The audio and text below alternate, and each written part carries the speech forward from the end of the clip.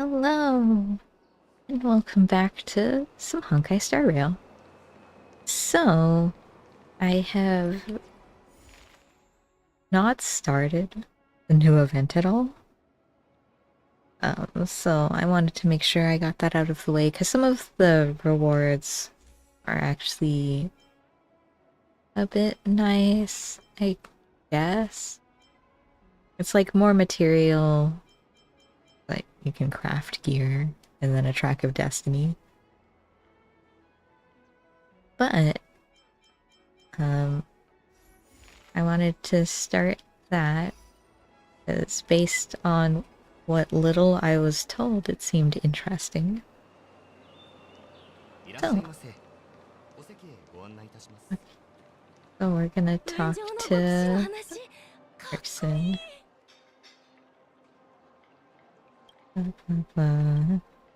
I heard you're looking for me. Would you look at this brain of mine, lost in my storytelling world again? How could I just forget about that? Which reminds me, I have a favor to ask you.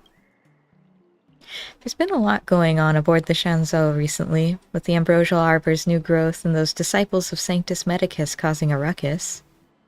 And all the news feeds reports that you've played no small part, Gelato, in keeping the peace.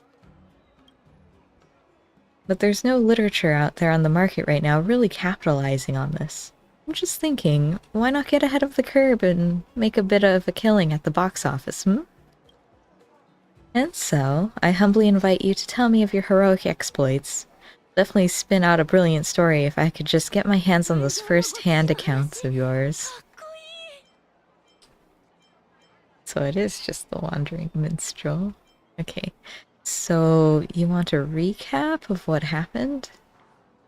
Wonderful, if you could be so kind. Mr. Xian takes out his phone and prepares to record your tales. Oh, right. I think I saw that. In a world where memes and cringe collide, one trailblazer must rise to the challenge. It all started with this cute girl known as Little Miss March, and then some old wise man called Grandpa Yang. Rattle off your journey so far aboard the Luofu in a deep, dramatic voice, adopting the style of the hit web drama 3-Minute Butterfly Immersia. From your arrival on the Shanzhou to your bloody battle with Fantilia, do your best to cover all the ups and downs and twists and turns of your story, but Mr. Xian's attention span seems to be waning. He even turned his phone sideways during the Battle of Eve Mist Mansion, no doubt to sneak in a couple of hands of celestial jade. This man who called himself Galactic Baseballer was locked in a heated battle against the Master Primus of the Disciples of Sanctus Medicus. And for the Shanzhou, this was a battle for life and death. Oh, what story am I telling him? Evildoers, meet thy maker. What? Oh. That's Lady again. Hey. お別れの時だ。巻きつけない。先導話し合いましょう。That's fine. 泣いてよ、ここへ。聖はなしだ。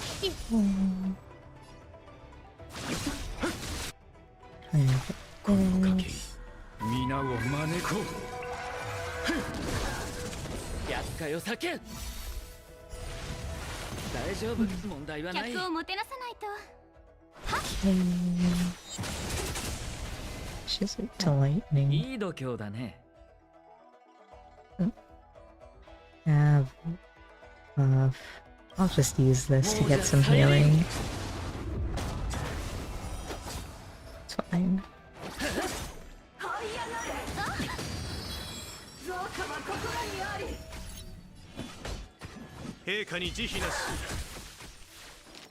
Jeez, Tingyun, you're a little injured, huh?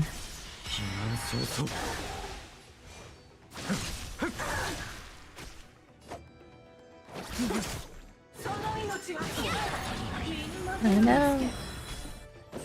気を授けん。急がば回れですね。 That's 少子 fine. 大さん。泣いてよ、ここへ。帰るか。 Okay. You finally finished telling your story, and Mr. Xian looks pretty pleased, too. This old fox has apparently played a winning hand. Good game. I mean, good story. You're done there with the story, right? Don't look at me like that. I've been listening attentively the whole time. Your story, however, has some issues. Even though the plot is not that boring, it's written in a way that's overstretched, underwhelming, and predictable. I can see where it's going from a mile away. But that's how it happened. It's a true story. Let me tell you the truth, hard as it is to hear. Who cares about the truth? If you want the truth, just go and watch the news instead. And hearing you talk about combat, how should I put it? It's really stale. You hit me, then I hit you. It's a bit monotonous. You know about the immersion genre we have here on the Shanzou, right? Or perhaps it should be called an interactive fantasy experience, despite what IPC thinks. Well, those fights are exhilarating. Leaping onto roofs and over walls, splitting open time and space, anything goes. Overall, I think the story is lacking a few exciting elements that we need to draw in the audience. But its commercial potential is unlimited. What should I do? Please hold on 1 second. I'm just fetching something for you.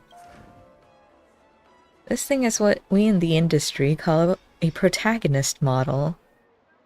Okay. Legend has it that some immersion troupe has invented this magical tool for industrial-scale screenwriting. Even though Akavili takes on thousands of different forms within thousands of different nameless, you may have heard that... Actually, there are only a dozen or so archetypal protagonists recycled through these classic legends and tales.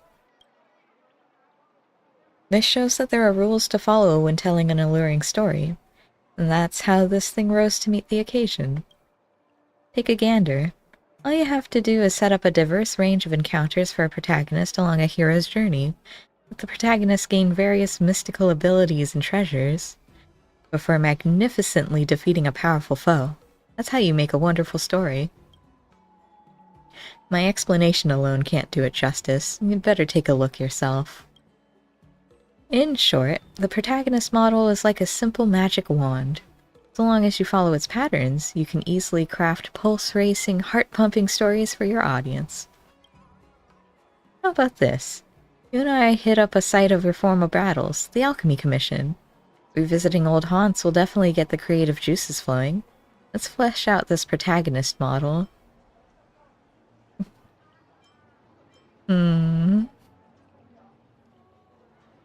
This is becoming too much of a hassle for me. Don't say that. I'll make it worth your while.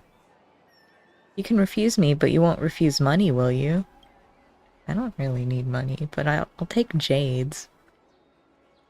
Alright, let's push on then to the Alchemy Commission.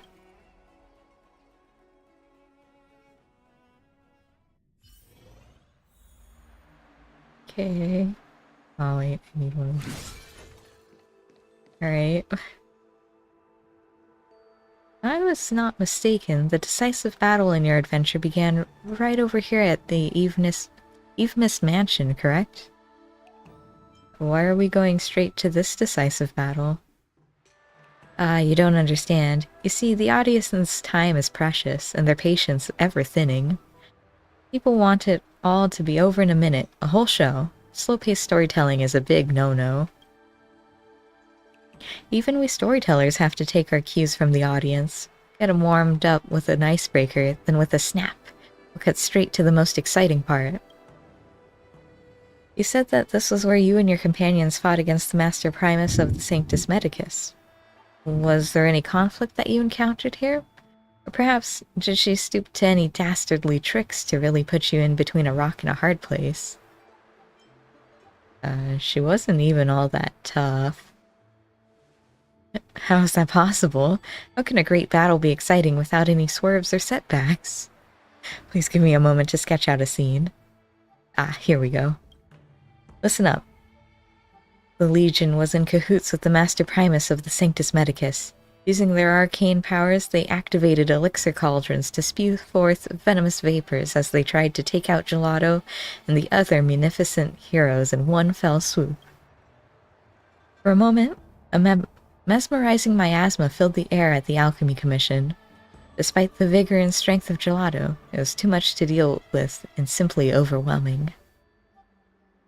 The situation grew so grave that Gelato and his companions concocted a genius plan.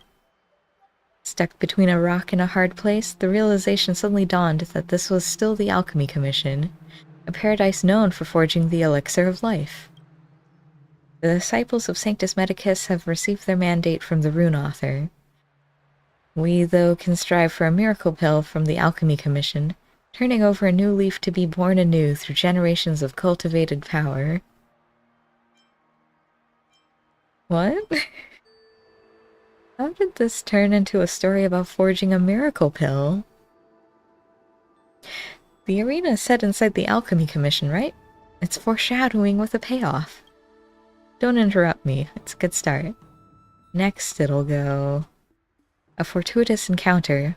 Gelato studied the surroundings carefully, fixating on 3 elixir cauldrons on display at the Alchemy Commission. Gelato suddenly remembered that the Vidyadhara healer lady had once mentioned these 3 elixir cauldrons, and how they contained essential extracts of everything in the universe condensed into elixirs of life. Once put together, these 3 divine ingredients can be concocted into the elixir of dragon oil, which can make you be born anew and achieve transcendence. They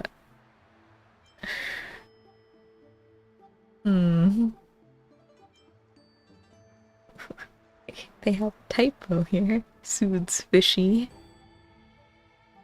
Doesn't that name sound like lazy writing? I'm sorry for the ad-lib naming here. Anyway, what else am I going to call an elixir that magically imbues powers like this? Let's go over to that elixir cauldron over there and keep at it. I'm sure that'll give us some quality inspiration. If you say so.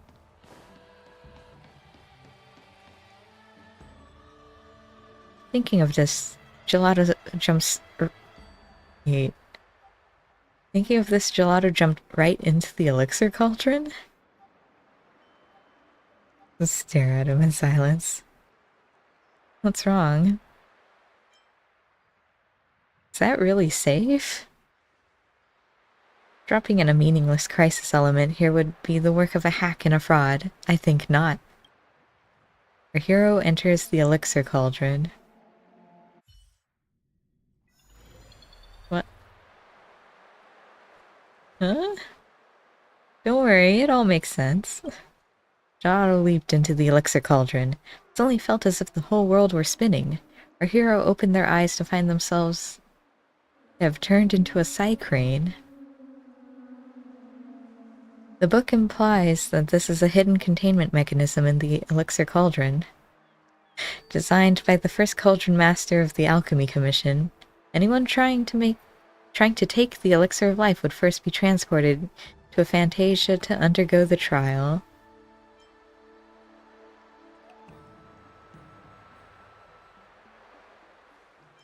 How about we throw in some quantum mechanics stuff? It'll make us sound smart.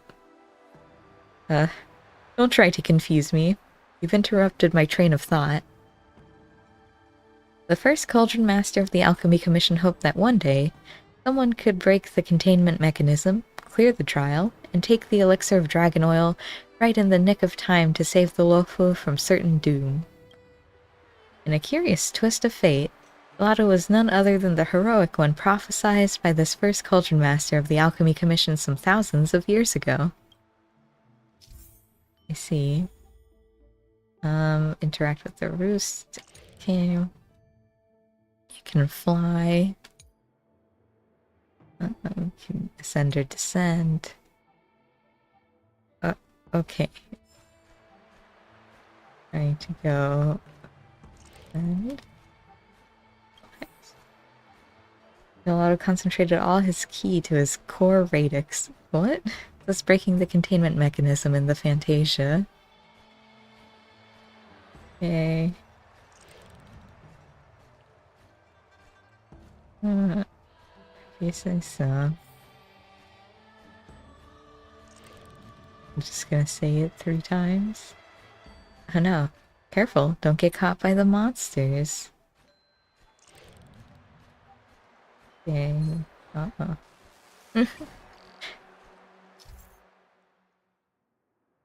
Cool. I have to take like the widest turn ever. How did it see me from there?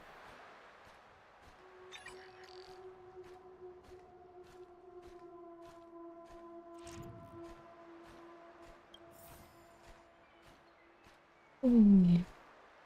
As all the containment mechanisms were gradually lifted by Gelato, the secret treasure of the first Cauldron Master was revealed.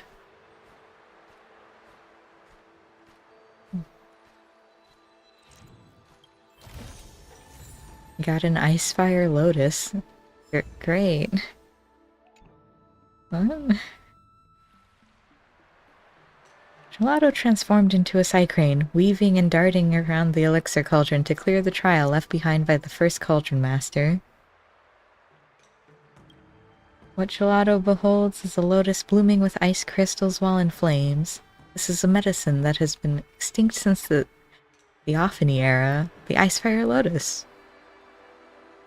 The Icefire Lotus is utterly indispensable when concocting an elixir of dragon oil. What? Oh, hello, Rana. Your voice is so soothing. Thank you. Hope you enjoy.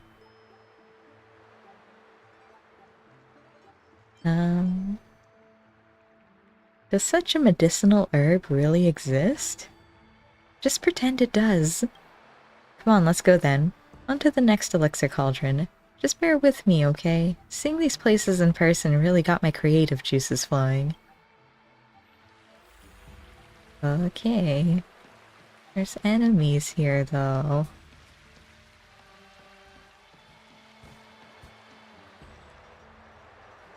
Having plucked the Icefire Lotus, Gelato seizes an opportunity and leaps into another elixir cauldron. Okay. Little do you know, repetitive behavior instills a sense of ritual in people. Why important details have to be repeated a few times over and over. Okay.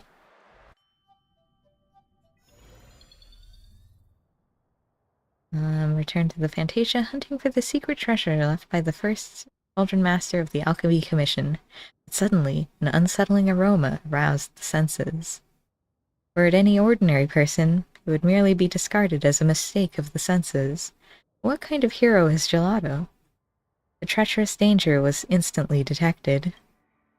The book implies that this is an abundance beast.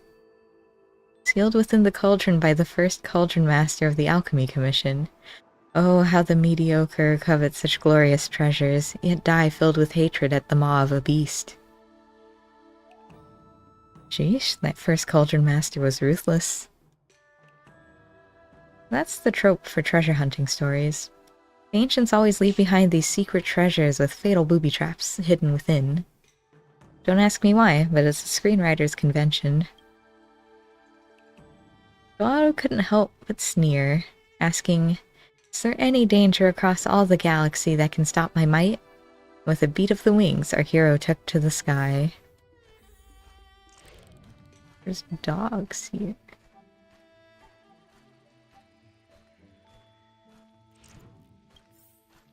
Okay. And a tree. And the dog is looking at the book, though.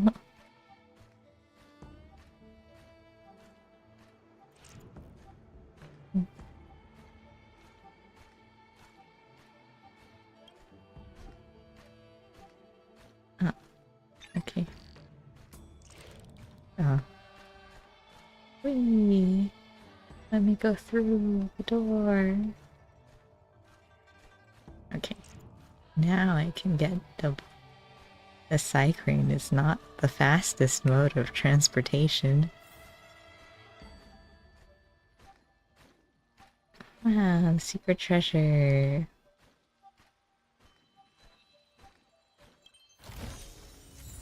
A life-death polypore. Okay.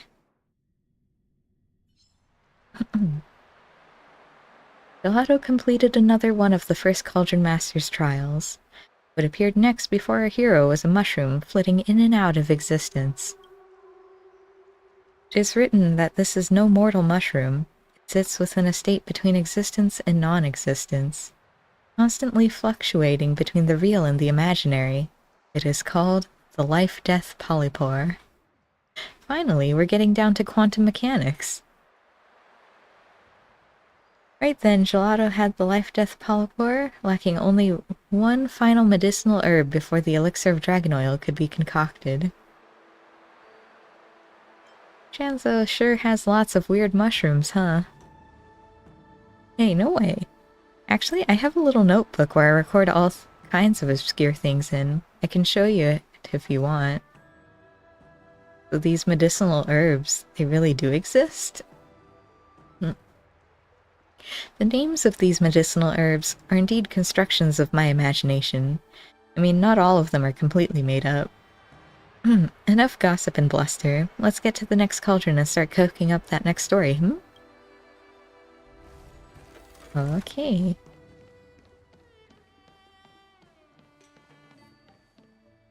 At least I don't have to fight anything so far.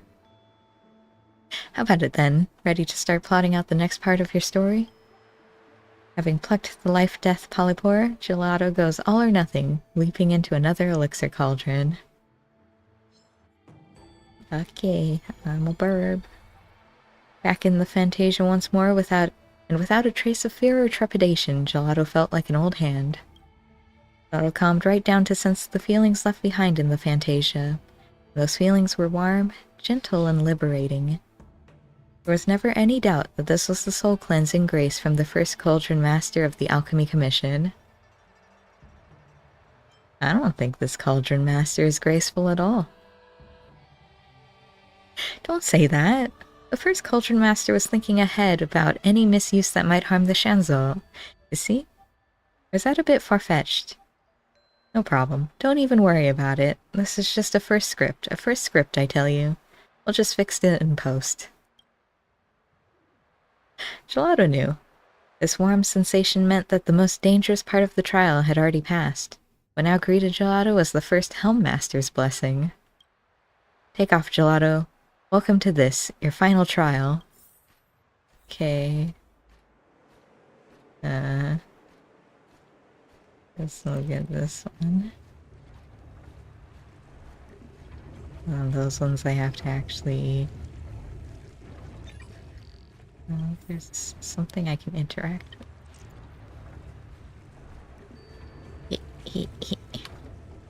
The descent?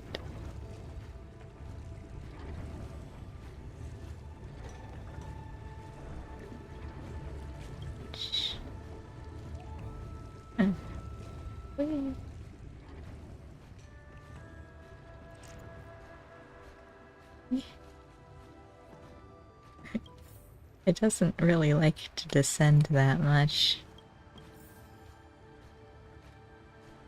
Okay, the treasure. All of the containment mechanisms were gradually lifted by Gelato. The secret treasure of the first Cauldron Master was revealed. Okay. Now you got a Whirlbolt pneumatophore?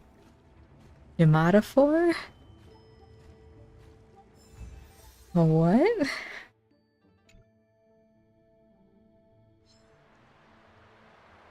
Gelato completed yet another trial, only to find himself trapped in a vast white fog. Once it cleared, Gelato saw a huge tree with floating roots. Despite no obvious breeze, the floating roots swayed in the air, leaving the very air in twain with flashes of lightning paired to each swing. This, then, was the most precious medicinal herb hidden at the Alchemy Commission, the Whirlbolt Pneumatophore.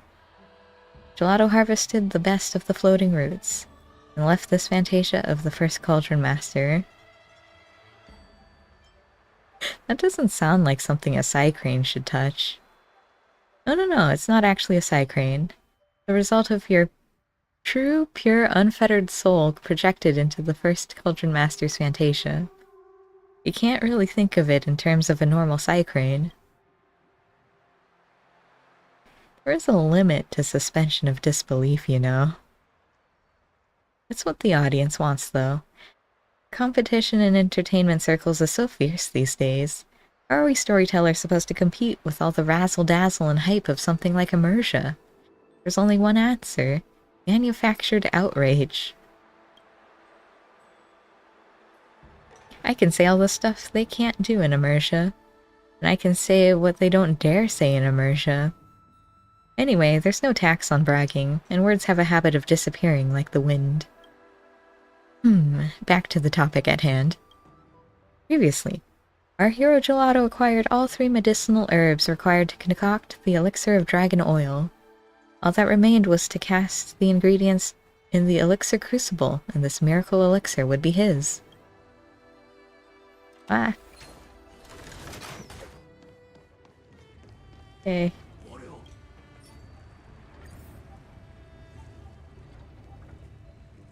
Gelato placed the 3 medicinal herbs into the crucible, one by one.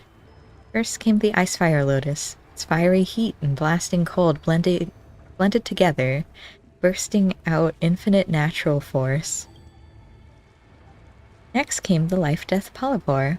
Its quantum impermanence stabilizes the paradox inherent in the lotus. Finally, Gelato tossed the Whirlbolt Pneumatophore into the crucible. With a flash of thunder and lightning, out of the blue an entire thunderstorm formed inside 1 square inch of the crucible. Gelato plucked up the courage to reach a hand into the storm. After a while, Gelato's hand pulled out a sparkling medicinal pellet. And that, my friend, is what leads a mortal onto the path of immortality. Uh-oh, no, I shouldn't have used that word on the Shanzo. Anyways, it's basically a miracle drug that makes you be born anew and achieve transcendence. Behold, the elixir of dragon oil. Gelato swallowed the miracle elixir and instantly felt as light as a feather but as strong as an ox. Our hero could leap 30,000 miles in a second, or lift up 10,000 tons. Gelato knew. Now was the time to settle the score with those pathetic, detestable disciples of Sanctus Medicus, wreaking havoc on the Shanzo.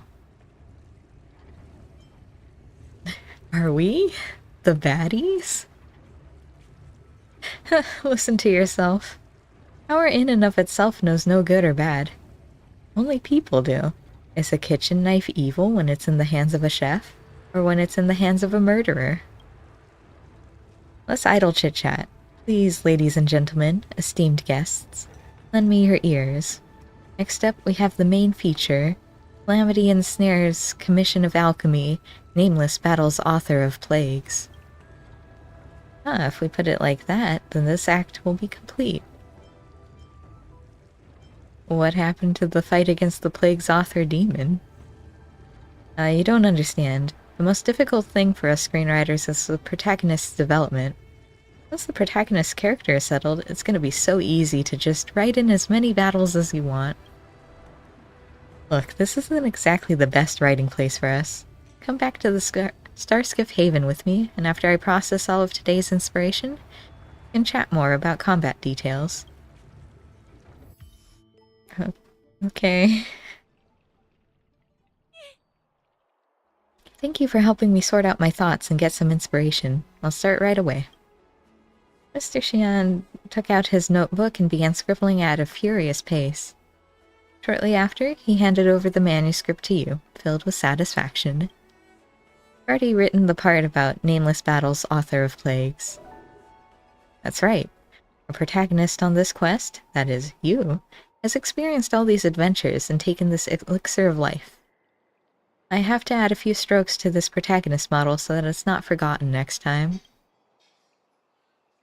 Speaking of which, I was left with tons of inspiration rattling around in my head after today's trip.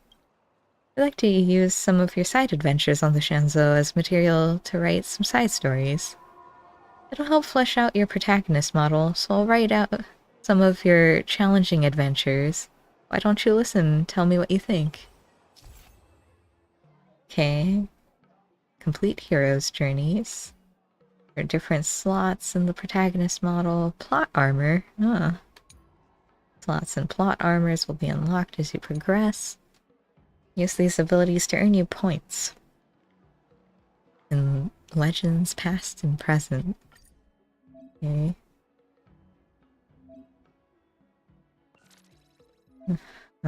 So we can do the chase is on.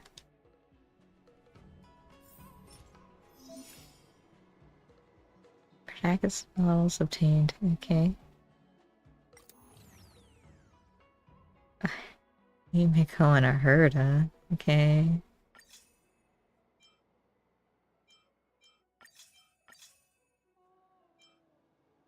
And then...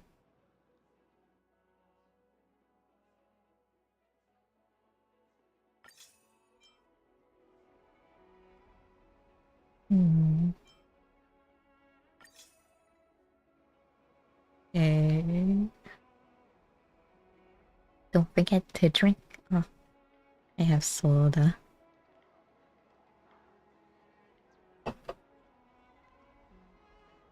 Defeating a trotter recovers 4 skill points.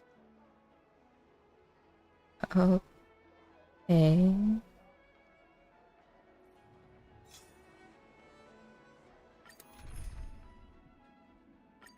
Wait. No, okay, so these are just the trial ones. I can use whoever. Cool. So, I'll do this. Yeah.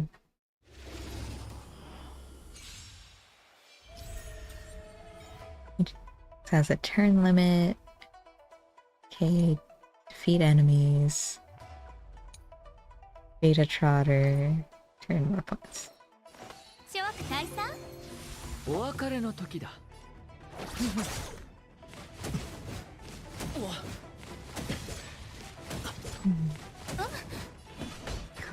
泣いてよここへ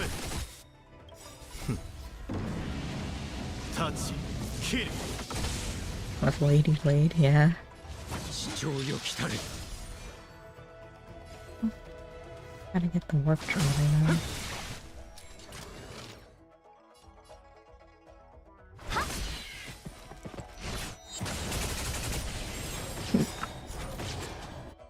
Okay, more reinforcements, good. 俺には届かぬが Here we 皆を do 招 this. こう厄介を避けん千の珍奇をもって鼓舞一心同期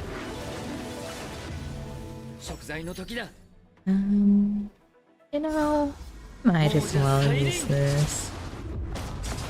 Get that passive healing. 隙だらけだ陛下に慈悲なし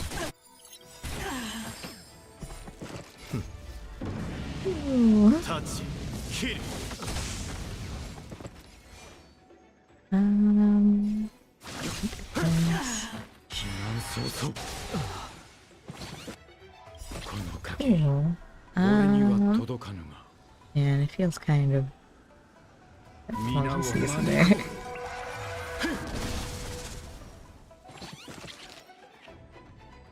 Okay. 諸悪退散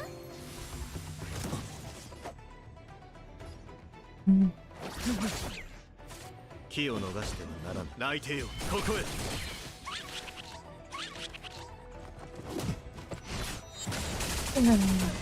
Look at all them skill points.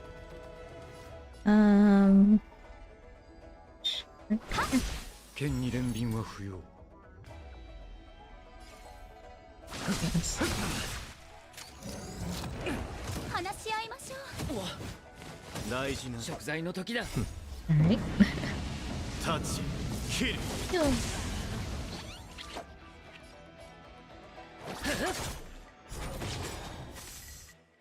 I'll just use もうじゃ this. 再臨。 So then the next time he heals someone, he'll heal more. 輪をもって尊しとなす。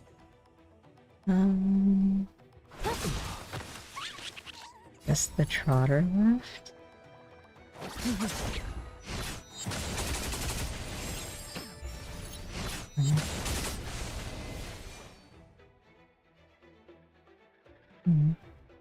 It's fine. 諸悪退散。気を逃してはならない。泣いてよここへ。タッチ切る。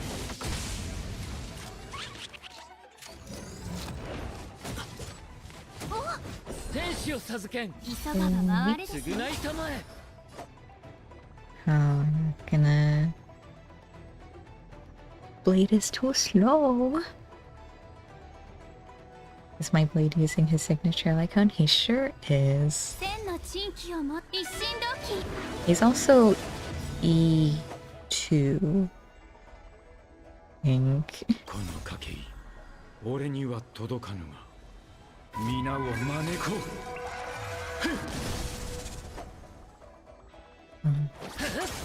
客をもてなさないと。まだ滝満早々送ってやろう。 Look at him 礼 go. はなしだ。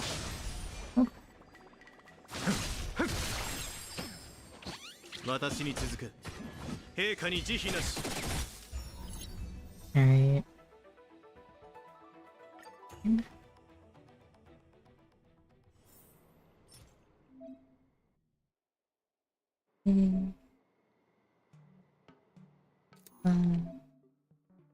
Character used each time will become the main character of the story. After all passages are required. Okay. Oh, it's Blade. Oh no.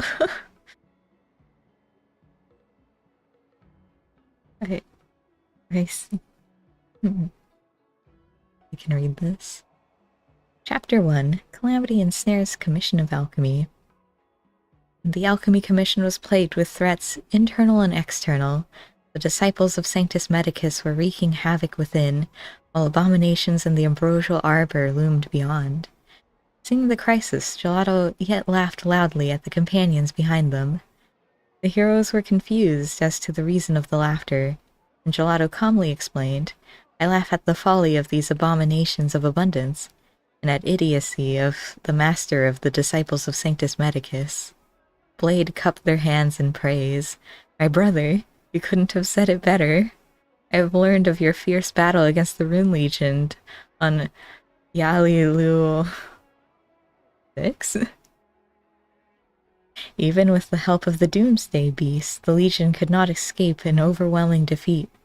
And now, these abominations and demon have schemed and plotted, yet the best they could summon was an ebon deer that stands no chance against a mighty warrior such as you." Yes, that is definitely how Blade talks. The companions exchanged smiles, the morale renewed afresh. At this moment of high spirits, they heard a whooshing sound in the distance. The disciples of Sanctus Medicus wielded colossal crossbows, firing a steady stream of projectiles in a play to catch the companions off guard. Luocha casually caught the flying arrows and tossed them back to their owners. Screams and screeches rose in tandem, for these dishonorable scoundrels were now having a taste of their own medicine. Ting Yun and Jing Yuan looked at each other and instantly shared the same thought. Must not let others look down on the two of us. Then they worked their internal ki, made a double jump on the air to fly up, and pounced on the enemy. Of course, the chaos that ensued is another story altogether. What a story. Okay. Wait, I need to talk to him, don't I? Loaded time rewards. I needed to get 50,000 points. Okay. Is it worth it? I guess I could try at some other point. I thought I had to use the protagonist thing. Well,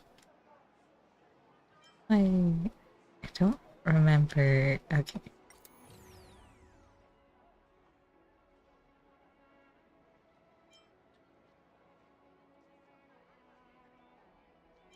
Yeah. Okay. That's fine. It's the time for Act 2. You see, you can't take care... Right? You see, you can't take care of much when you're busy. I almost forgot we agreed to meet. No, I'm not a whale. I've been keeping myself busy, coming up with the rest of the plot. But we may have a problem to which I haven't been able to find an answer yet. Based on your original story, after taking out the disciples of Sanctus Medicus, you almost immediately fought your decisive battle against the Lord Ravager Fantilia. Do you think that's pushing the story along too fast? If that's all I had, why, I'd finish telling the story in a single session. Wouldn't get the chance to set up one of my cliffhangers, goading everyone into buying tickets for tomorrow. Stay tuned for next time with Mr. Xion. And I tell you what, the protagonist model isn't perfect enough if we do the plot this way. I've come up with an idea. I'm not sure what you think, so I'd like to run it by you. Nameless, you're not the only one, right? Those other heroes have also thrown themselves into this adventure. Is it possible to perhaps fudge things a little so that you will be the one doing those deeds? Wouldn't that make me a fraud? Yeah, but... I mean...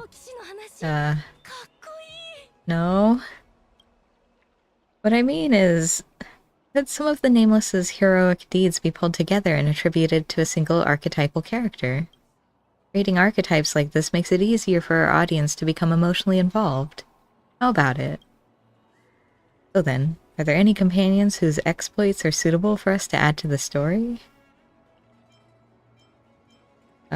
Well, there's one called Don Hang. Telling Mr. Xion about Don Hang chasing you all the way. The adventures he has encountered at Scale Gorge Waterscape. This High Elder story of yours is interesting, but a little tricky to pull off. Branches off in all directions with some red herrings. Way different from the masterpieces I've personally written about the High Cloud Quintet.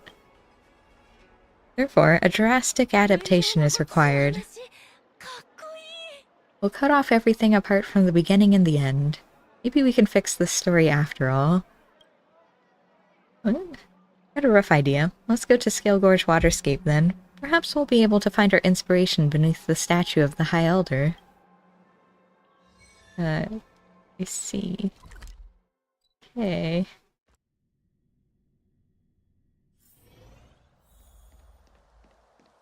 Oh yeah, do you want to see my blade? There he is. He's, it's okay. I don't know if there's, like, a better way I can build him. Well, I don't have his full set. So, there's that.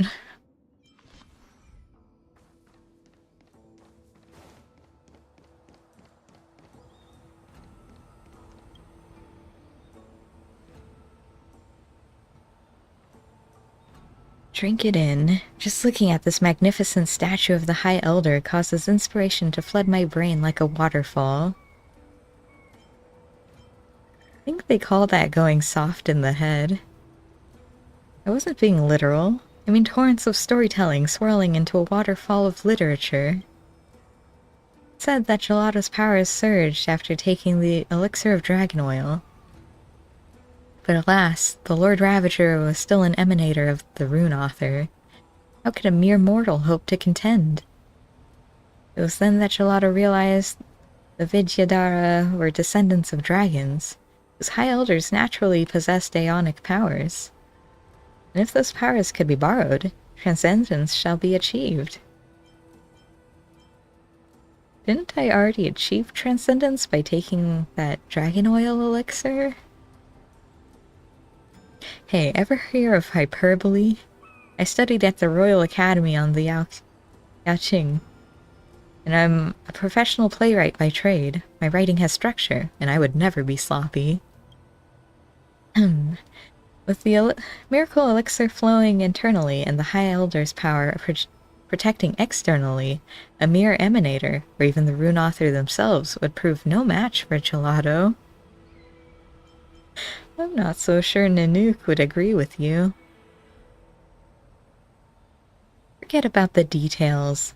I told you this is just the first draft. We'll revise it later. Just focus on the main plot. Back to the topic at hand, please. This scene should begin with you searching for clues around the statue of the High Elder. Dropping adventure into every scene of the plot will definitely help us flesh out this protagonist model. I reckon this will take the better half of a day, just like last time. Why don't you go off and get ready? Fortify that stomach of yours, or go to the bathroom first. Come find me when you're ready. Okay.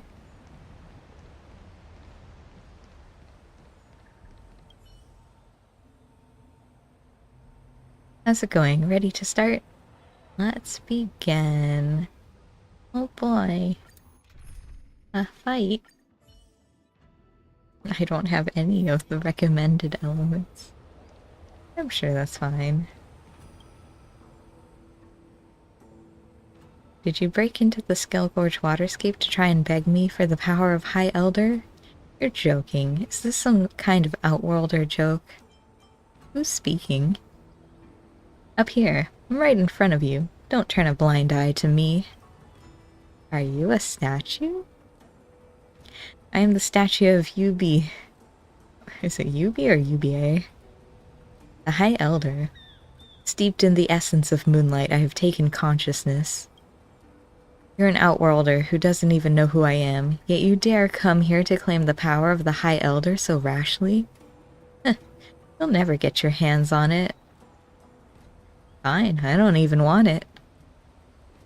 Quitting so soon? I thought the Nameless were supposed to be tenacious and indomitable.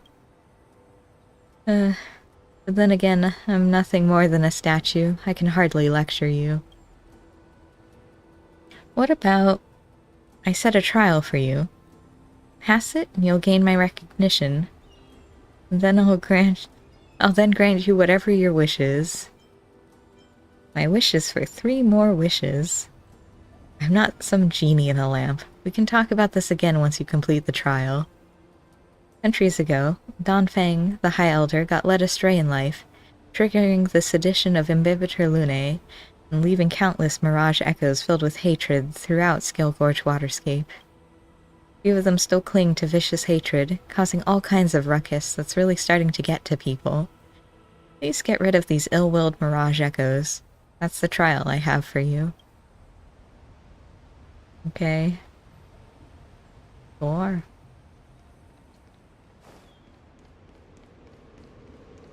Whee. It's just the one.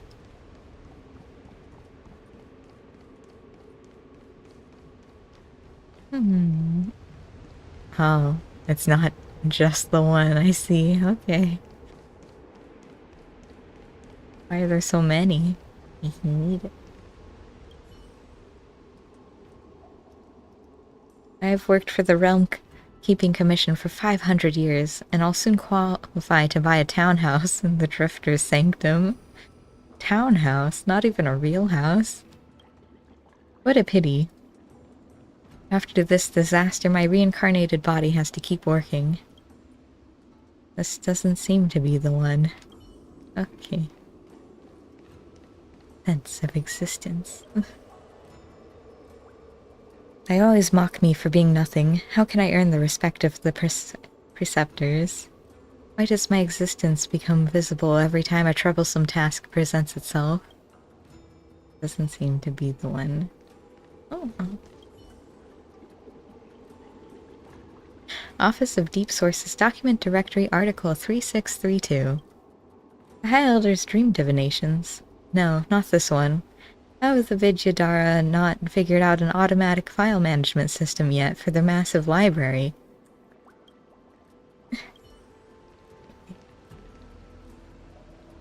That's probably the right one. So let's talk to this one. Back when I was just an egg, I dreamed there was a little fox playing around in the water with me. When I grew up, found her out there in the world, just as she was about to die of old age. Just the thought of that made me burst into tears.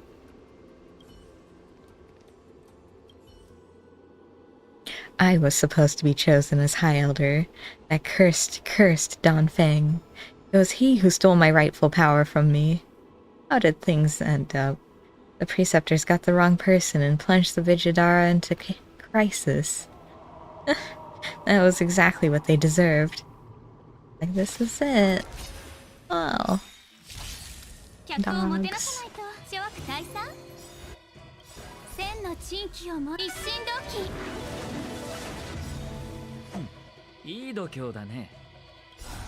Is it just the one fight? Or is this a multi-part? I didn't check. 隙だらけ陛下に慈悲なし父親よ来たれこの賭け俺には届かぬが皆を招こう厄介を避け償いたまえ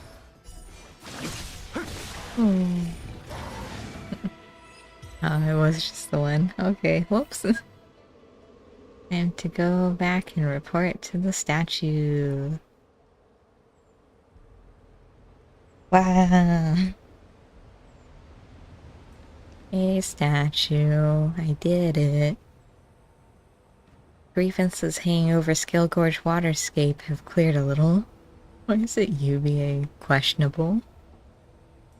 I think you have indeed completed the trial.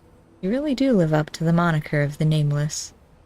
Now that you've completed the first trial, now it's time for the second trial. You're making me do all the 12 labors, aren't you? Don't worry, this will be your final trial. Before his imprisonment, Donfang buried all of his treasure deep within Scale-Gorge Waterscape. They say that before he set out, he spoke these words. I see. I wish not for dominion, yet I cannot watch the common folk suffer. What's that about? Anyway, the second trial is to find the treasure, return it to its original owner, and reset the wheels of fate. Okay, found the secret treasure trove.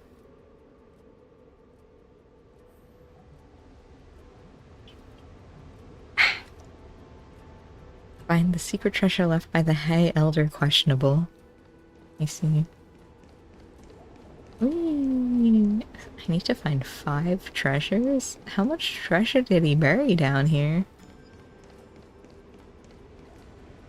When Joel arrived at this place, he immediately smelled the presence of Long in the air and thought this must be where the secret treasures of the High Elder lies. I smelled Long?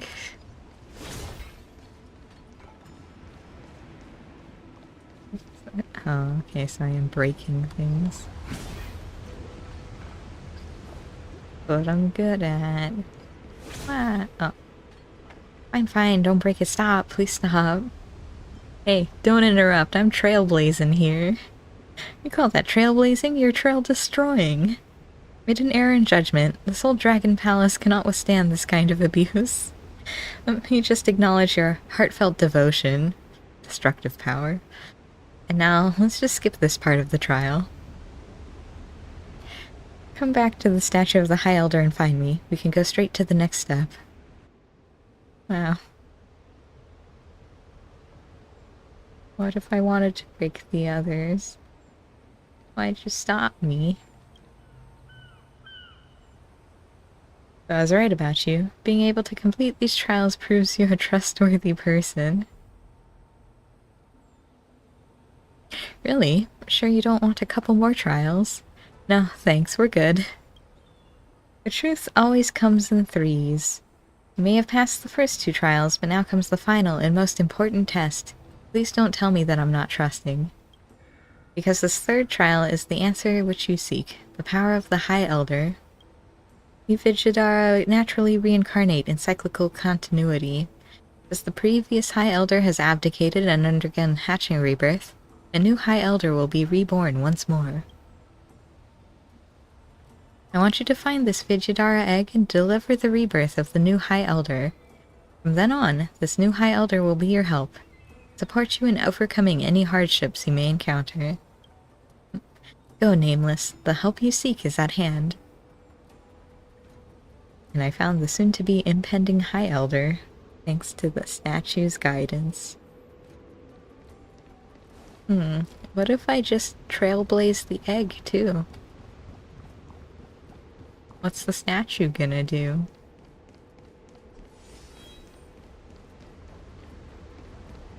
Oh, it stopped me. I couldn't even try. Gelato found the luminescent Vijayadhara egg, and indeed there was a creature about to break free from the incubation. And so, Gelato carefully delivered the new High Elder? Not delivered or delivers? Into re-existence. Okay. Oh. Oh man. Okay. That's fine.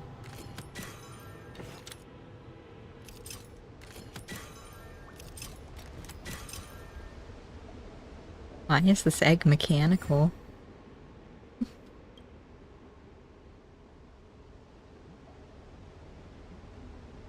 You call that Isn't that the screen for fixing stuff?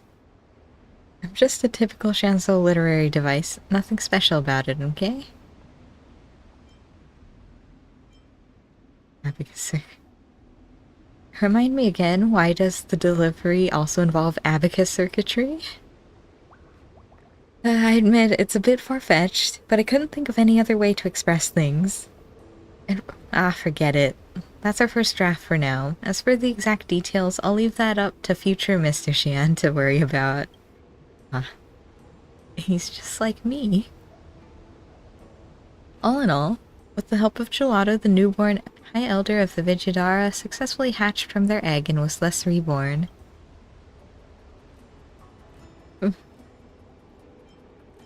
Born wearing clothes? What's so weird about that?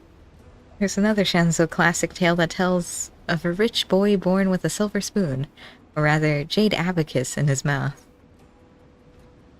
The newborn could make divinations 500 years back and into the future. The newborn High Elder stared blankly at Gelato. At this moment, Gelato should bear the sacred responsibility of scripting a name for this newborn High Elder. Dragons derive power from their names. Why do I have to name it? Because you're the protagonist of the story. Gelato named the new High Elder as... Cold Dragon Young. Cold as frost, but nimble as a dragon. A fitting name. As fate would dictate, Cold Dragon Young, the new leader of the Vijayadhara, has been reborn. Just as the two were immersed in the joys of life reborn, crisis loomed imminent. A horde of disciples of Sanctus Medicus had found this location. Oh. Freshly reborn High Elder and that Outworlder who took out so many of our brothers and sisters. So this is where you are. Quick, take advantage of their weak position to rid them once and for all. Go! You're not, Gelato. Let me chant a cloud hymn to protect you. These schmucks are nothing to worry about. Why does the child talk like that? Faced with the advancing enemy, Gelato concentrated all his ki to his core radix as he shouted,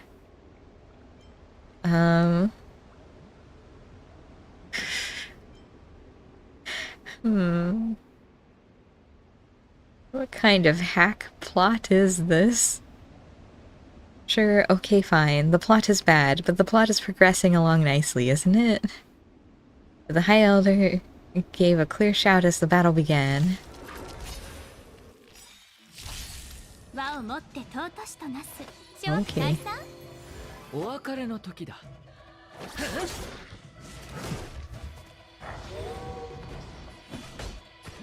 陛下に慈悲なし。 I'll do this. 立ち切る。 And he's alive again. He's alive again. Oh. 誠意はなしだ。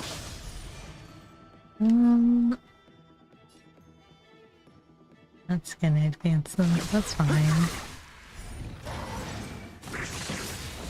Yes, please attack, Blade. 客をもてなさないと。 It didn't really attack.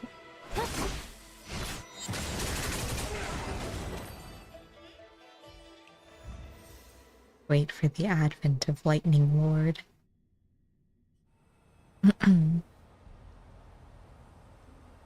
After this battle, Gelato and Cold Dragon Young forged an alliance in blood between which none could ever hope to drive a wedge. Be patient, everyone. The next act, dear listeners, is our long-awaited martial arts fight scene. Traveler treasures Heart of Scions, Dragonlord commands Wrath of Seas. Ah, if we put it like that, then this act will be complete too. Where did the long-awaited martial arts scene end up going? Didn't I mention martial arts scenes are the easiest of all to write? A couple strokes on your protagonist model is all it takes.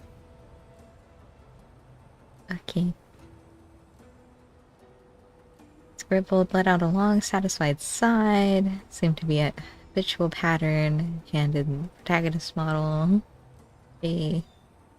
The scene is complete. Take some time to have a look at it, and feel free to share any feedback with me.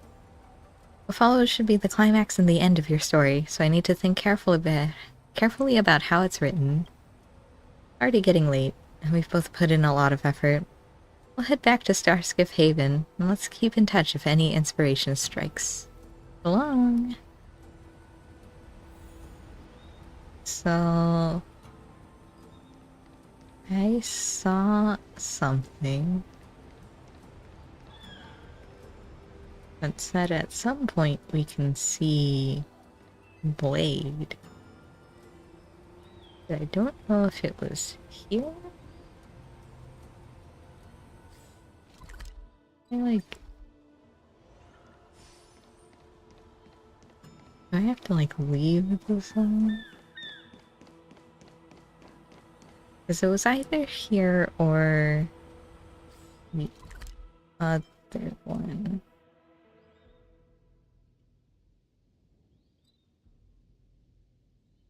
Try this one.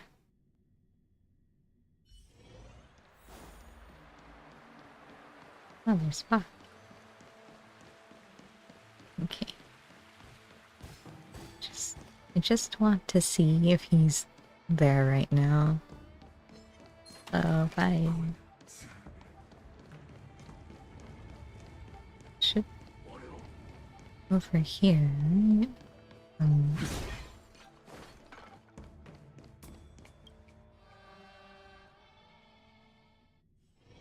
No? Okay. I thought there was the square that's before this. Where you first do the thing. Or do I have to finish this? Hmm.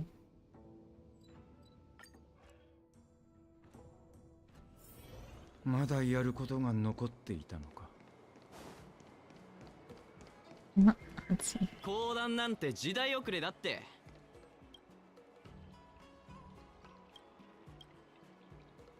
Let me do this. Complete chapter 2.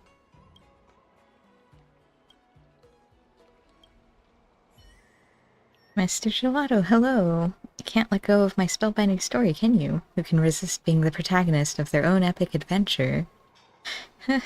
The protagonist model is so incredibly useful that I've ended up writing a few more stories. Wonder what you think of them. Okay.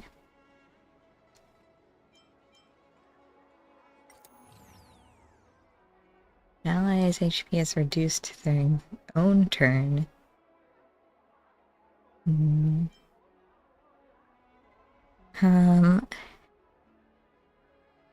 one's fine. Oh, the trial is Blade and Luocha. Amazing. Okay, max HP, attack, crit rate. I mean, the max HP only really benefits blades. We'll do crit rate. For health, when they receive heal.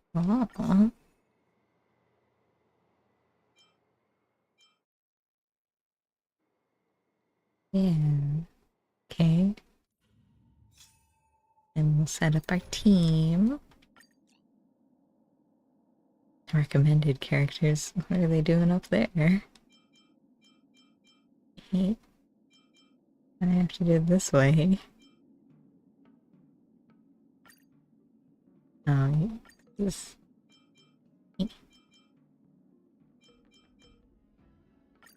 That. That's my protect. Okay. Let's see. 和をもって尊した諸悪退散。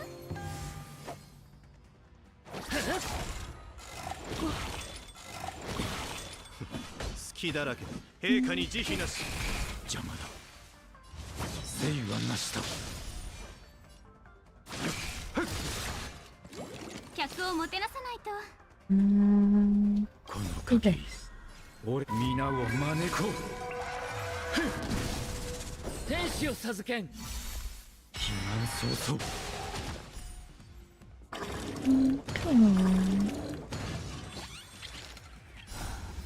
もうじゃサイレン。 Things. Get the healing.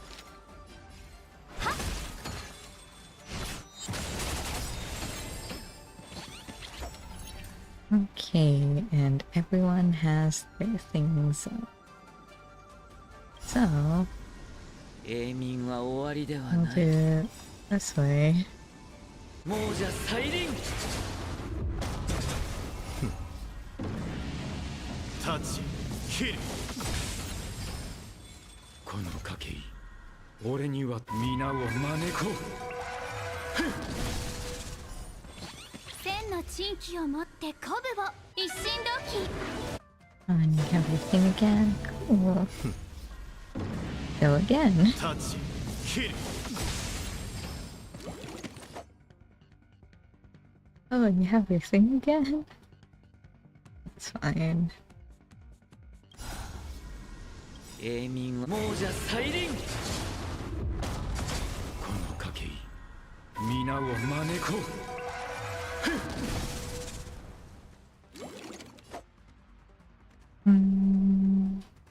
千の珍奇をもって鼓舞を一心同期。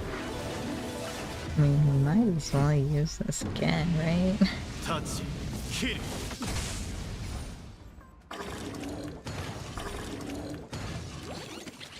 And someday, Lightning Lord will get a turn. 陛下に慈悲なし。一気に片付けましょう。諸悪退散。送ってやろう。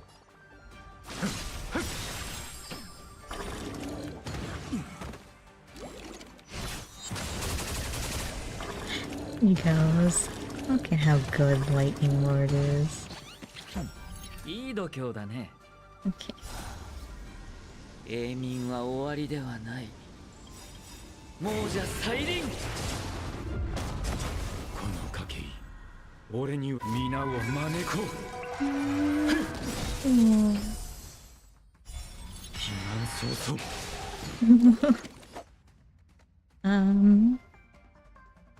Okay. 永民は終わりではない。 But I kind of want to use everyone else this time too. この賭け、俺皆を招こ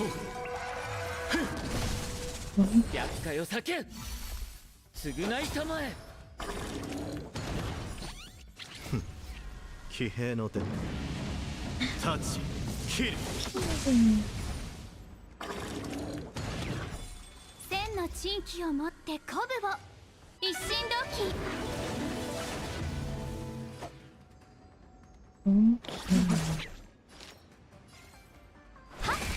私に続く来帝よ、ここへ。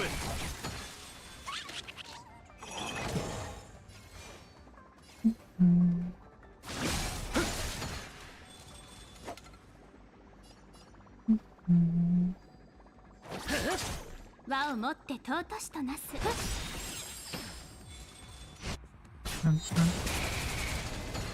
火を逃してはならない。永民は終わりで亡者再臨。この賭け俺皆を招こ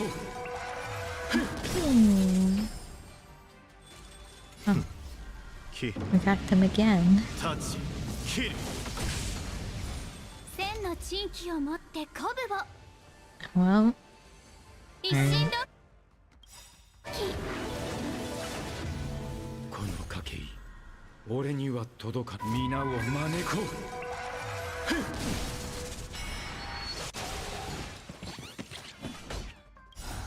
亡者再臨。陛下に慈悲なし。一気に片付けましょう。諸悪退散。邪魔だ。this one. 私に続く来帝よ、ここへ。And then this. Do this. 立ち切る。この賭け俺には届かぬ皆を招こ天使を授けん。千の珍奇を持って一心同期。 What's this? 亡者再臨。 Help it all. 一気に片付けましょう。It's not. That's fine.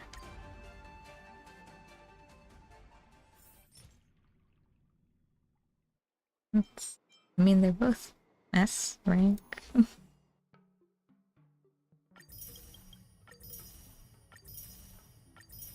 wonder what you're supposed to do. That's fine. Right. Legend of the Trailblazer again. It was said that the ebon deer had a hide of iron and hooves of bronze, impervious to sword and spear. Its eyes glowed like burning lamps, and its cry whistled through the air like the wailing of a terrible ghost. Any ordinary person who encounters such a monster will surely be scared out of their wits. Gelato and his companions, however, were not fazed in the least. Esteemed audience, can you guess why? Because the four heroes in this story each have their own special abilities and unique skills, the fighting spirit and endurance to match. Defeating the wicked beast of abundance was but a moment's effort for our heroes. For it is said that Ting Yun stood 8 feet tall and spanned 8 feet across the waist. Wow. When they lowered their head to look down upon the ebon deer, it was akin to a giant looking at a child. They had cultivated their martial skills to perfection. The sharpest of blades are futile against such a person. Seeing that its antlers could not gore the hero, the deer stomped its bronze hooves on the ground with a howl, and branches of the ambrosial arbor sprouted out in all directions, firmly wrapping around Ting Yun's limbs. For a time, the two were at a standstill. It was at this moment that Jing Yuan entered the melee. They raised their giant fists the size of an automaton's hands, and pounded relentlessly. The monster's hide was thick, But a moment had not passed before the shock from Jingyuan's heavy blows delivered grave internal injuries, and blood flowed from its nostrils. As most can guess, internal injuries don't always have external manifestations. Though there was nary a scratch on the skin of the beast, its insides were already beaten to a rotten pulp. The ebon deer would not last more than a few years with such wounds. But Gelato knew well such a monstrosity, though mortally wounded, could not be allowed to roam freely and terrorize the citizenry. With a gesture from him, Luocha sprung into action, the sword in their hands spinning as it dispatched the vines grappling Tingyun. With a flash of the sword and flick of the wrist, Blade dashed straight towards the enemy, sent the ebon deer to the ground with just one blow. As it turned out, the beast was susceptible to fire, and Blade was a seasoned fire user, as we all know. Quick as a lightning flash, this monster that had stricken fear in countless Cloud Knights fell to the ground at the hands of our heroes, never to rise again. I see. Okay, now I want to check. I want to see. I want to see if Blade does show up. I don't know why he would, though.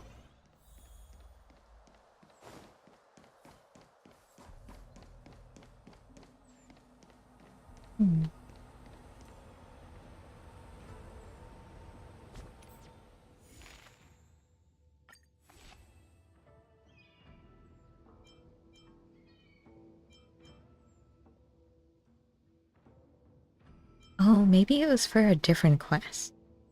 Because I was thinking of the second day. Okay. I know what I'm thinking about now. There's a, I can show it on. It's this quest, actually. I think. That's the one I had seen. まだやることが残っていたのか。 Oh, quiet, Blade. There was something I saw where it was like at the end of the second day, or like in the middle of the second day of tasks, you could see Blade. I guess it makes more sense for it to be the other one, which I also haven't started, so... Alright. When are we going to be done with our storytelling? I was so busy with all the storytelling that I almost forgot. I've made preparations for this, just you wait and see. Our next scene, warrior quells Fantilia, hero earns regalia. I've already put this whole scene together, but I'm just waiting for your final confirmation. Okay. Let's go, straight to Skill Gorge Waterscape. I've prepared a little surprise for you. I've got a bad feeling about this. Don't worry, everyone can vouch for my reliability. Catch you at Skill Gorge Waterscape. Okay.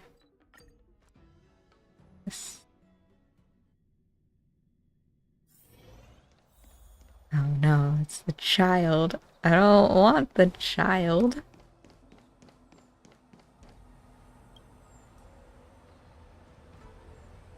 Gelato, you've made it. Why don't you meet the surprise I've got waiting for you? Isn't this the character from before? Hehe, freaked you out, right? Don't be scared. This is Shiun, a famed actor from the Mellow Golden Mare Immersia Club. Shh, don't mention my real name around here. You'll kill my flow and take me out of the zone. Call me by my role, which was what again? Cold Dragon Young? That's right, call me Cold Dragon Young. Okay. Alright then, Cold Dragon Young. You're emphatically correct. Gelato, the Mellow Golden Mare Immersia Club picked up your story and is interested in potentially buying the adaptation rights. So let's show Cold Dragon Young a very warm welcome, okay? Look, he's made up exactly like I imagined Cold Dragon Young would be. Is this a child actor? Child actor? I may have been fresh meat when I first debuted, but that was over 500 years ago. I'm an old hand now. I sure like that word. Okay, enough gossip for now. Jian, tell me more of your storytelling. Let's see if this role is worth my taking on. Okay. Gelato has been born anew after swallowing the miracle elixir and has teamed up with the High Elder of the Vidyadhara. Right now, our hero is the talk of the town, unmatched in power and might. This was the time when Shanso Luofu fell into crisis, with the Lord Ravager Fantilia leading the forces of the Rune Author in a rampage as they vowed to destroy the Luofu. Gelato, with weapon in hand, stood before Fantilia, bellowing out, "Beast! Right here, right now, this'll be your final resting place." Old Dragon Young secretly activated the Cloud Hymn to protect Gelato. A battle could break out at any moment, and the fate of the Shanso Luofu rested on the outcome of this fight. Fantilia, it's time to settle the score once and for all. Oh no. 困りました。 Wait a minute, that's not Fantilia. 諸悪退散 I feel like I've been duped. この賭け皆を招こう。厄介を避け。 Sure. 亡 Let's 者 do 再 this. 臨。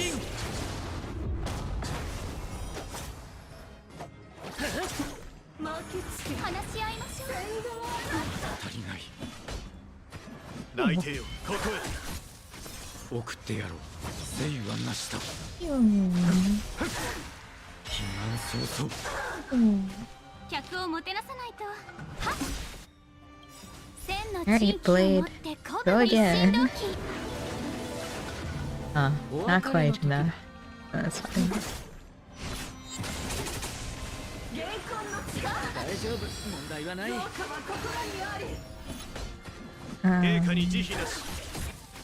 和をもって尊しとなす。 You're a little injured there. 剣に連便は不要。 That was it.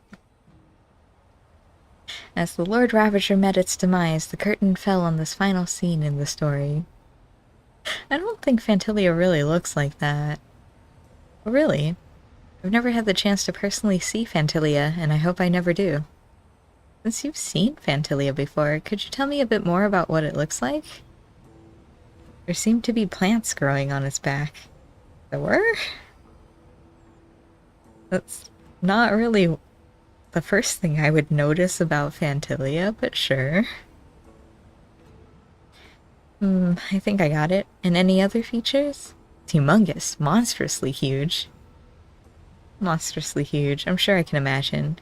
It looks incredibly ferocious. Ooh. When you put it like that, I think I've got it. Okay, this is definitely getting updated when we do our revisions. I don't care much for what Fantilia looks like. My only question is that it? There's still a coda, an epilogue that comes afterwards. I haven't figured out exactly how it goes. The main plot indeed reaches its conclusion here. I feel like this story is lacking for scintillating? What? Adventure. You know, I've seen that word before, and I've never known how to pronounce it. As an old theater hound, I've got a few pointers if you'd like to hear. If you could please enlighten us. Firstly, Gelato's character development needs to be more compelling. Swallowing a medicinal pellet to get stronger may work in your world of storytelling, but it's long gone out of style in the immersion genre. Secondly, rolling straight into the decisive battle after finding the High Elder makes that character seem like a plot device. His role should be more fleshed out. Thirdly, give me some more screen time. I don't care in the slightest how your story gets told, but if it's getting adapted into an immersia, then you need to give me more screen time. That's what the Mellow Golden Mare Immersia Club wants to see, and why they're interested in this acquisition. With an attitude like that, why don't you take my part and play the protagonist instead? Impossible. How could I, a seasoned thespian of esteemed virtue and skill, take a role away from a short-life species such as yourself? Besides, casting me in a lead role will cost you extra. Please also try to understand what a difficult situation I'm in here. I'm already 500 years old, but I've stopped growing, so child roles are all I can do. Oh, I see. A few days back, an immersion troupe wanted to paint my whole body green and have me play the role of some wise old master who spoke backwards and tutored a young protagonist in some mystical martial arts. Star Wars? That's gonna be so humiliating. I'd much rather play a young High Elder of Vidyadhara without having to wear any prosthetics or paint. Our producer even said that whether I can revitalize my career all depends on your adaptation of the story to an immersion. Hey, don't be so demoralizing. I've just come up with some new ideas right now. Feedback is well received, and it's easy enough to make adjustments accordingly. Gelato asked Cold Dragon Young. This Lord Ravager has the very powers of this world at its fingertips. How can we mortals hope to ever defeat it? The High Elder of the Vidyadhara sternly replied, with our forces combined, we should be evenly matched against the Ravager, but a divine weapon would guarantee victory. The book implies that Cold Dragon Young retains memories from previous reincarnations, including the secrets of forging such an ancient ultimate weapon. The next scene is called Forging Weapon Purging Demon. What do you think? Are you both ready? Let's work together to bring this story to a nice conclusion. I'm ready. Let's begin. What could go wrong?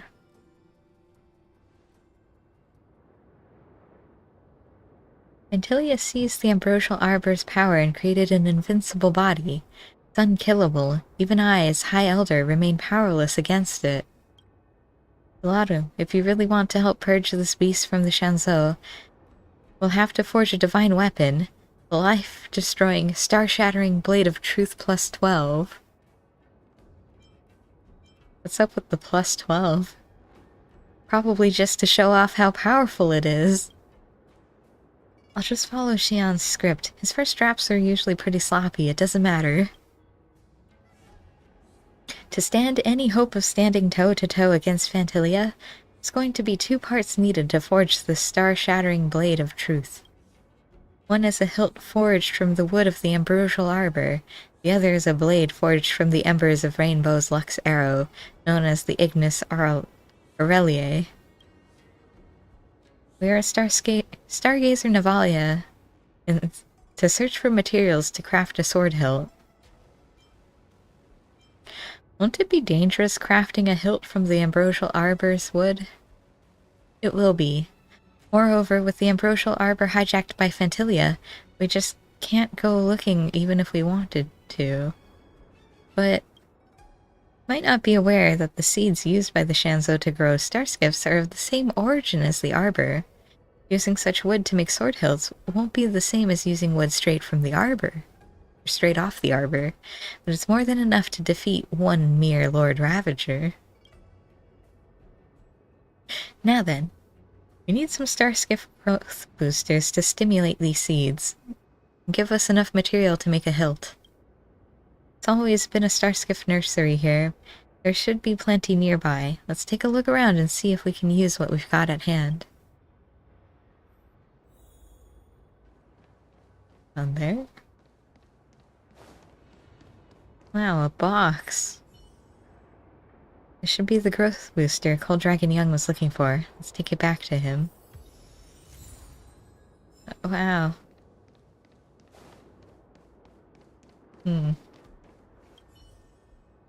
Should find the growth booster. Let me taste it and see if it's any good. Hope it doesn't stimulate any growth of your tongue. The top note has a faint whiff of alien perfume. This is of high quality. Next we just need a suitable starskiff seed. We'll be able to cultivate a good sword hilt. There. Next is time to choose a starskiff seed from which to cultivate some good Wait, did I not just read that? Okay, so That one, and that one. Okay. What if I just want this one? Oh. Okay. After injecting the growth booster, the High Elder sat in meditation as he performed his cloud hymn. Bleh. Seed grew explosively, sprouting wild tendrils in seconds like a thick tangle of roots. Huh? How did that happen? I guess that was the wrong seed. Okay.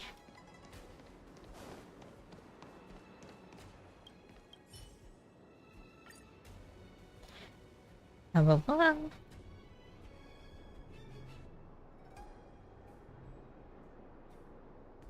The seed grew explosively, sprouting rapidly into the hull of a ship. It grew straight into a star skiff. Our growth boosting experiment failed. No one can wield a star skiff in combat. Can't we just take some of the wood off of it? I'm confused. Oh, whoops. Alright.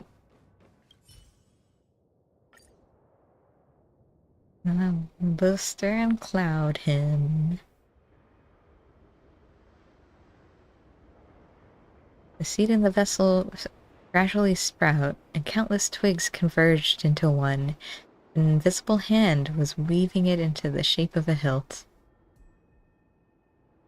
Is this the shape of a hilt?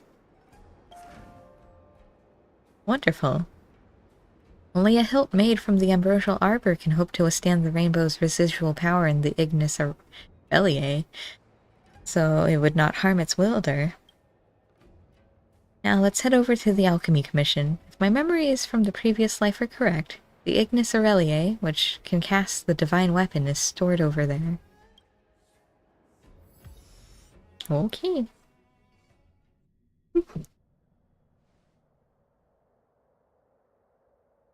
This star-shattering blade of truth is a divine artifact once wielded by Donfang during the sedition of Imbibitor Lunae.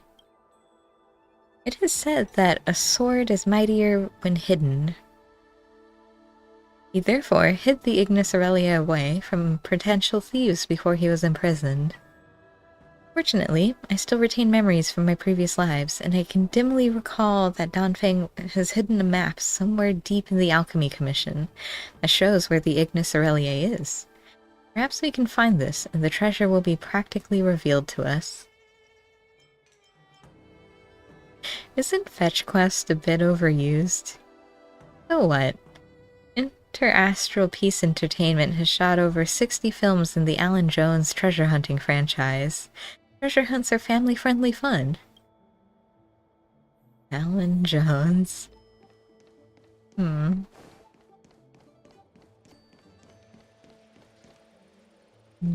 Treasure map ought to be around here somewhere. Where could it be? What am I even looking for?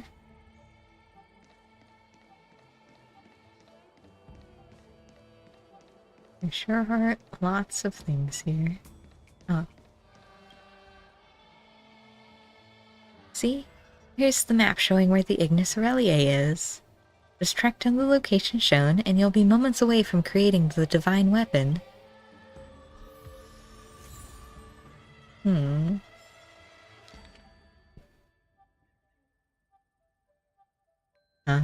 In Mr. Shion's story, this is a treasure map recording the location of the Ignis Aureliae.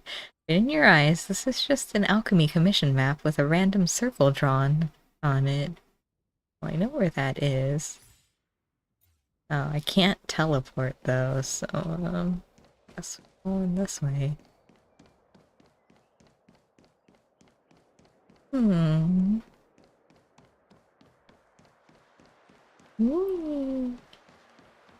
Let me take this. It's over there. There's no teleport point here. Look it out.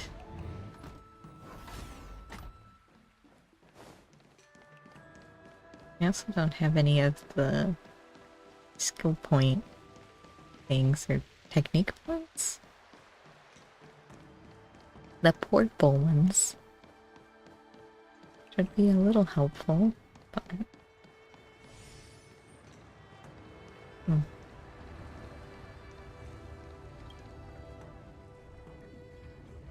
After all these twists and turns, Gelato never thought things would end up right back at the start, under the almighty Ariat Elixir Furnace in the Alchemy Commission. The word Oriat pertains to the word gold.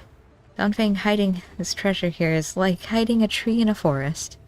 So close and yet undiscovered for several hundred years. How do you like my little callback for this mini cliffhanger? Didn't any of the alchemists around here ever notice it? No sooner said than done. Just as Gelato and Coldrek and Young were about to dive into the Elixir Cauldron and unearth the Ignis Aureliae, a group of figures blocked their path. Some good old treasure-guarding villainy, huh? Under the orders of Master Fantilia, I hereby vow to cut you all down. How cunning! Realizing Gelato and the others' unusual actions, Fantilia was planning on using the treasure as bait to lure the Nameless into his trap. This devil is delusional. Taste the might of the Lofo Vidyadhara. Come and get it, puny worms. 困りました。諸悪退散。 Oh. この These blades. 皆を招こう Really get the crit thing. Unlike Jingyuan. Actually, let's do this and get some healing.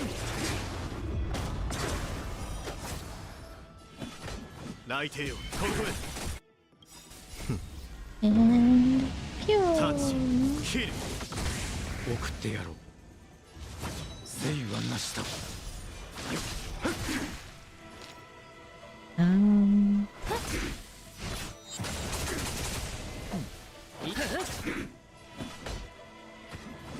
Ting's probably gonna get hit. Hello! Not Ting Yoon. She's a little hurt. She had just enough health though, it was calculated. Antilia assumed dispatching crack troops would be enough to win. Little did it know that today, Gelato had the High Elder's support and was far stronger than before. The Antimatter Legion was routed before long and utterly annihilated without a trace. With a flick of his sleeve, the High Elder elegantly moved his hands like billowing clouds, as if communicating telepathically with the huge elixir crucible before him. A strange light burst forth from the crucible. By the way, this is where the visual effects artists can add some immersive special effects. And a lump of molten brilliance coalesced like condensation forming in the air. This is the Ignis Aureliae that would cast the star-shattering blade of truth. With the Ignis Aureliae in hand, the next step was to forge them into one instrument. The arduous task will need a trip to the Artisanship Commission to borrow their creation furnace. Let's hit the road. Whoa.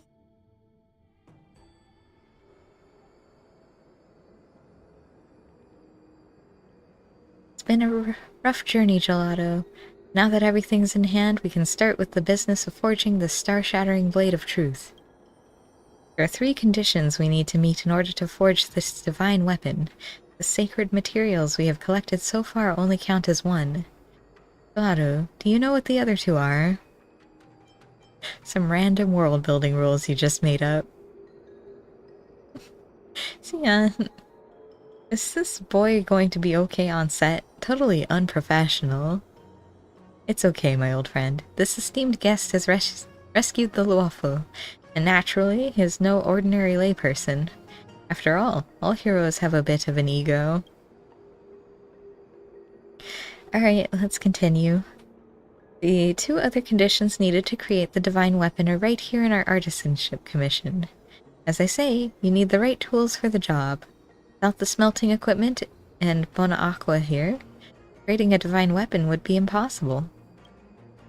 As for the last condition, to about how we forged the weapon. Fortunately, I still have my memories from my previous life to serve us.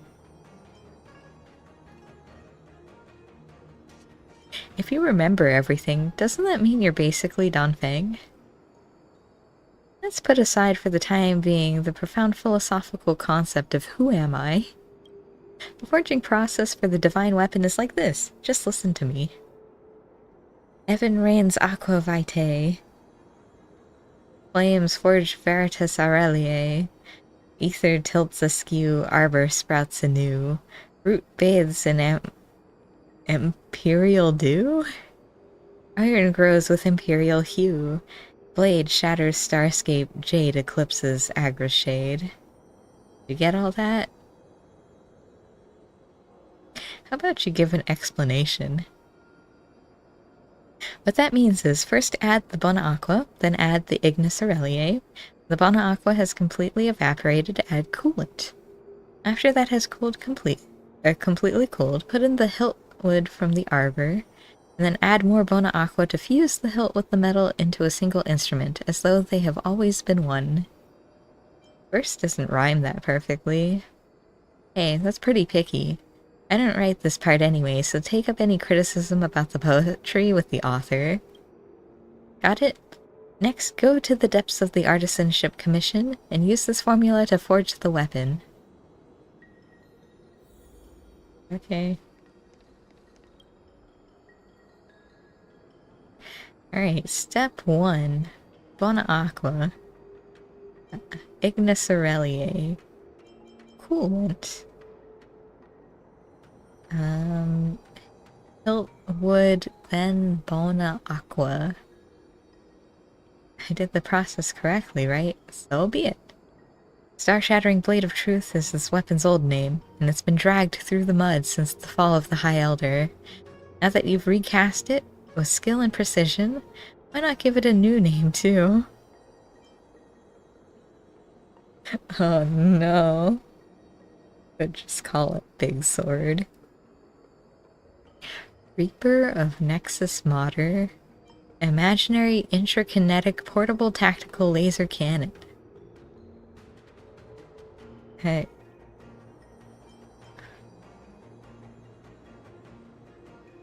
I want to just keep the old name. Star-Shattering Blade of Truth. Slash at the stars and leave foes shattered. A grandiose and elaborate name. Star-Shattering Blade of Truth, reborn once more, settled in Gelato's hand, who suddenly felt invincible. With the dragon oil elixir flowing internally, and the Vidyadhara High Elder's power protecting externally, our hero gripped onto this world-destroying divine blade, Star-Shattering Blade of Truth. At this time, there's only one thought in Gelato's head. The Lord Ravager must be destroyed so the Shanzou can remain in peace. The grand finale. Wow, a sword. I got a sword. Okay.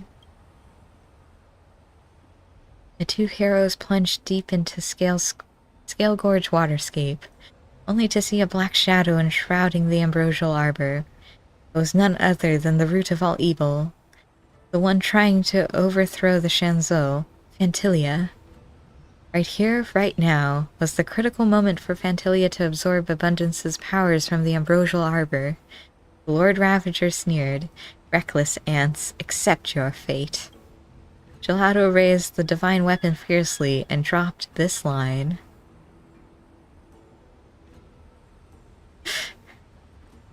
Will this blow pierce through the stars? I guess. Wow, it looks just like her.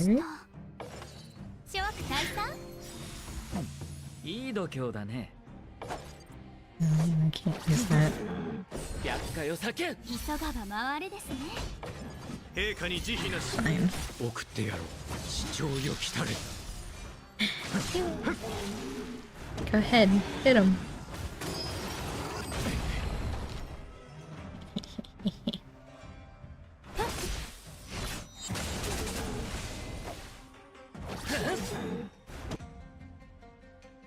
I'm sure he'll be fine. もうじゃ再臨 Especially when I take away that damage boost. この賭け皆を招こ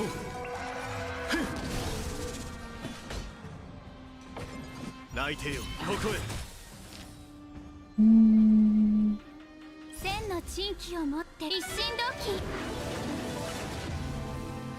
はっ剣に連便は不要 Yay! Light so strong. As Fantilia's body crashed down, the crisis of the Shanso Luofu came to an end for now. However, just as Gelato and Cold Dragon Young were getting ready to celebrate, an evil creature lurking deep within the depths reached out its malevolent talons. Hold on a second. Don't worry. I've told you many times already. The battle scenes write themselves. It's fine. I'll finish Shay.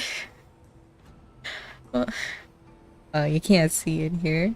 Yeah. Finish Shay. Them later. That's not the problem. Hey, this was based on your descriptions. Plants on the back, monstrously huge, ferocious. Forget it, Gelato. Just forget about that. Treat it as part of the artistic process. The budget for shooting Immersia would shoot through the roof if we really wanted to capture a ferocious and accurate likeness of the Lord Ravager. Yes, that's right. Don't worry about these details. I'll revise them later. I'll keep going and bring the story to its denouement, then. Faced with an enemy of unprecedented power, what will become of the Trailblazer and the High Elder of the Vidyadhara? The next scene is our final decisive battle. Shenzo laments woes of age, Trailblazer fails sanctum of exaltation. Hey, that title is a spoiler. Come on, it's just a little gimmick for the next scene's preview. I'm not really going to kill you off. Whew, finally finished it. Thank you both for your help. The script of mine is pretty much done now. Looks like I'm not needed anymore, right? I'll head off then. Remember to send us the revisions once you're done so that we can sync up. Ah, yes, definitely. As for Mr. Gelato, you're still waiting to see me wrap up the story, right? I'll get writing immediately. I would never dream of wasting your time. Scribbling furiously. Probably in such good spirits because he's managed to get some cash from his IP. Oh no! Shortly after, he raises his proud head and hands over the manuscript to you. Now the final scene, the epic finale of our story, finally been completed. Shenso laments woes of age, Trailblazer fails sanctum of exaltation. I hope you can give me some feedback once you've read through it. Aside from that, I've also written down some side stories of your adventures on the Shenzo. Feel free to come have a read when you have the time, give some comments, help me include them in the legend of the Trailblazer. Hey, I almost forgot. I'm having dinner tonight with some of the playwrights from the Mellow Golden Mare Immersion Club. Maybe I really am going to make it on the big stage. I have to get home, wash up, shave, change my clothes. So much to do. See you next time. Okay.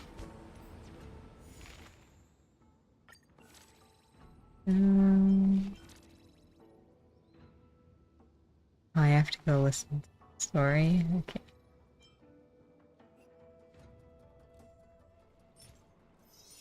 Right. Okay. It wants me to bring Serval and Sampo? Oh, I got some bad news for you. The target is currently afflicted with dots. Defeated, 60% fixed chance to inflict the same dot as the defeated target on other enemy targets. Okay.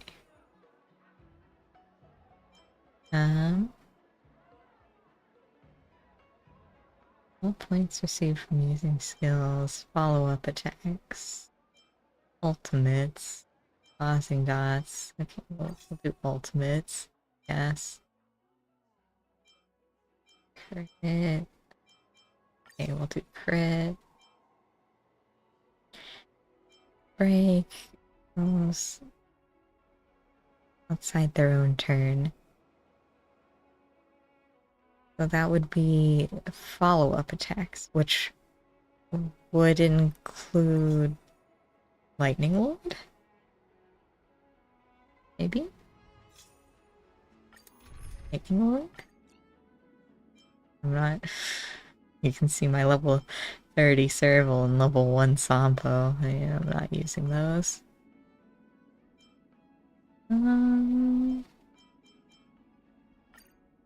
I'll just use the same team. It keeps the little story thing the same. I don't want to introduce random new characters. 諸悪退散お別れの時だ。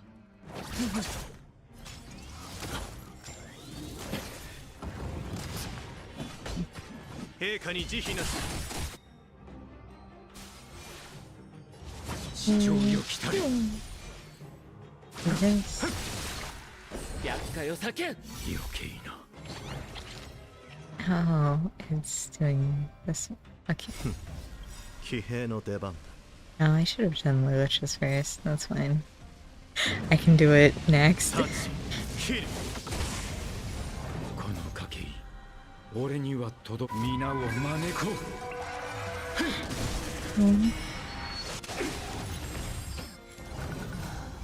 う。もうじゃ再臨。 Now we can get some healing going out.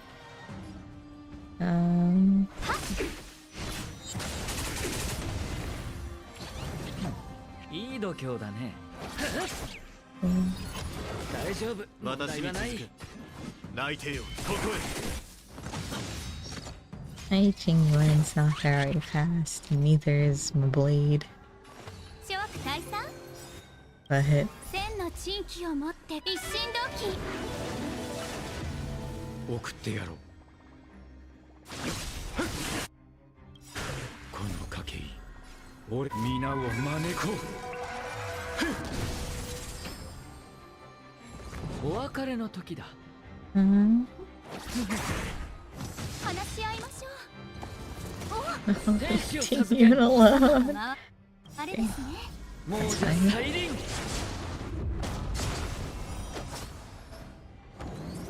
一気に片付けましょう。陛下に慈悲なし。 In time. Oh, okay. More things showed up. Wow. 切る。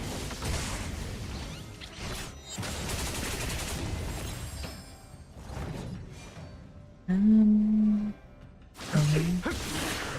難早々。食材の時だ。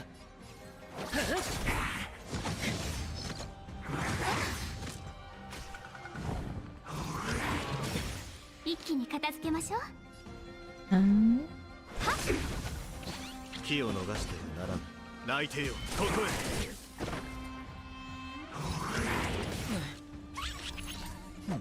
へ。いい度胸だね。大事厄介を避け。 Please, 急がばま team あ you. れですね。もうじゃ再臨。 Please. 一気に片付けましょう。 Okay. 諸悪退散 Yes. この賭け I'll 俺に do 皆を this. 招こう。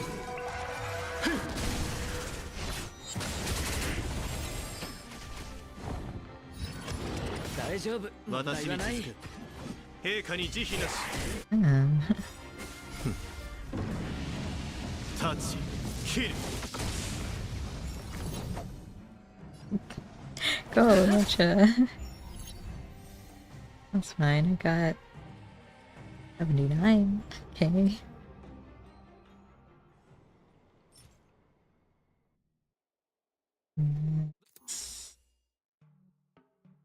All things.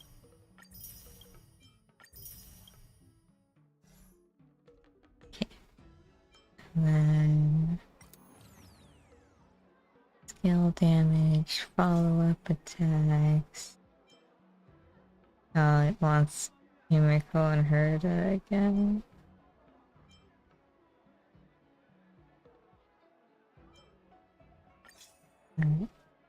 Alright.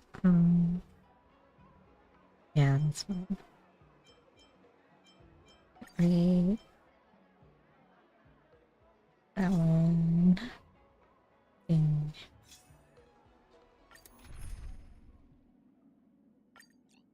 Do my same team. Because I like my team. 諸悪退散 お別れの時だ But I probably should use the Herda Himiko. It's probably better, but I don't want to. 気を逃してはならぬ。泣いてよ、ここへ。剣に憐憫は不要、誠はなしだ。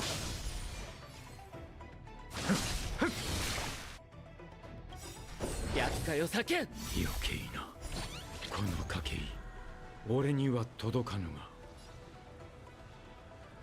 皆を招こ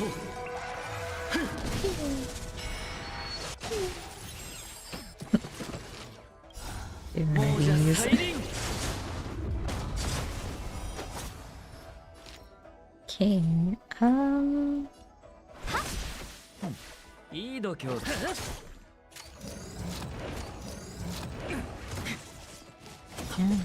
Aha. タッチ、キル。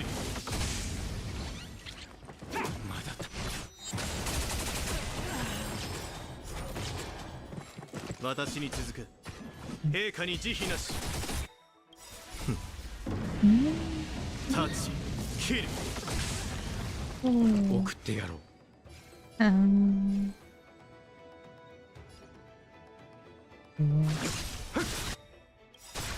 の賭け俺に皆を招こう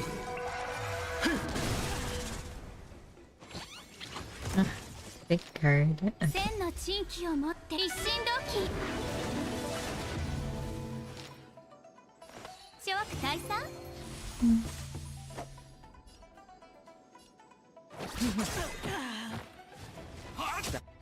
大丈夫もう亡者再臨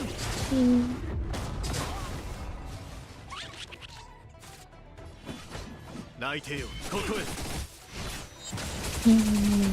Lord. Oh,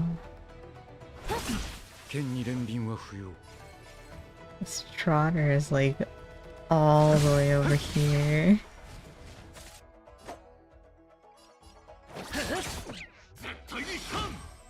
Yeah, that's fine. そうそう和をもって尊しとなすこの賭け俺に皆を招こう天使を授けん償いたまえ Pew pew. 陛下に慈悲なし。 And lightning lore. タッチ、キル。送ってやろう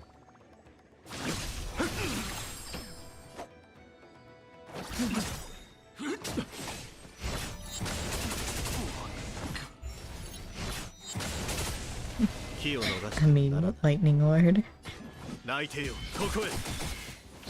客をもてなさないと諸悪退散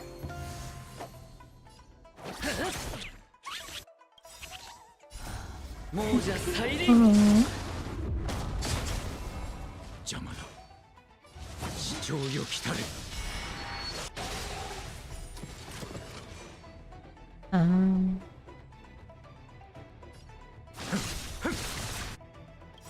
の賭け俺皆を招こう厄介を避けん償いたまえ一気に片付けましょう Can 千 I の give 珍奇を that 持 to っ the て一 boy? 心同期お別れの時だ Although maybe I should have given it to大事な King. That's fine. 陛下に慈悲なし。立ち切る Pew.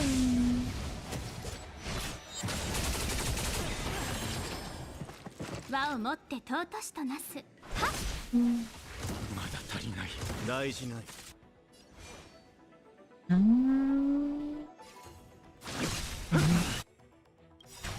難早々この賭け俺にはとど皆を Is that one on 招こ him?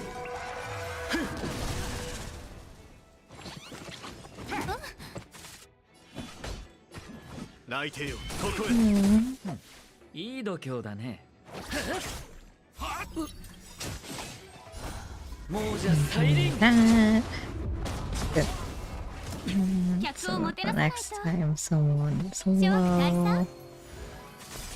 天使を授けん。 I get the heal again. Yeah, I'll attack there. Sure. 避難早々お別れの時だ。ここにあり Huh? 陛下に慈悲なし And 立ち切る 輪を持って尊しとなす。 even game. Oh, it's a 79 game yet. That's fine. Right? Okay.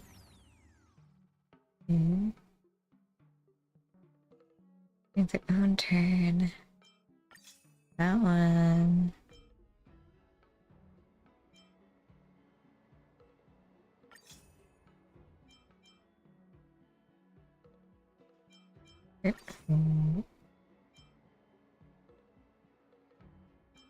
Mm. Yep, looks good to me. This is just a repeat then. Jinyan.「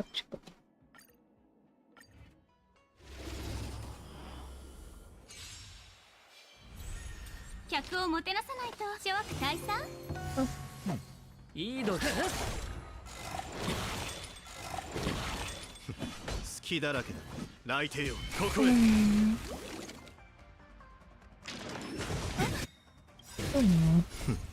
Thanks for the ultimate. 立ち切る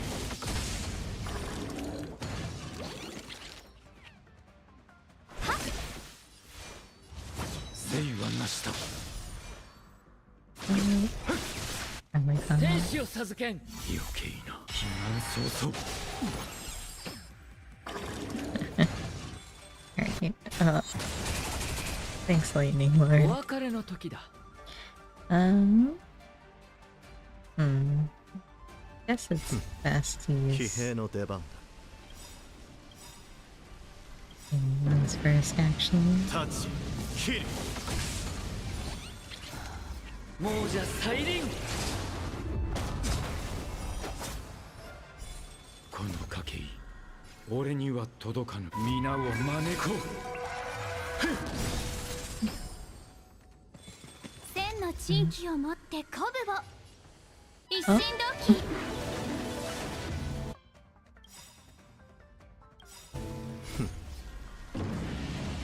立ち Here we go again. うこの賭け俺に皆を招こうもうじゃ再臨。 Last one.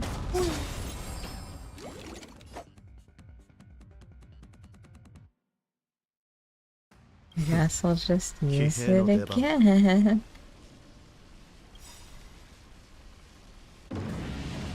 立ち切る この賭け俺に皆を招こう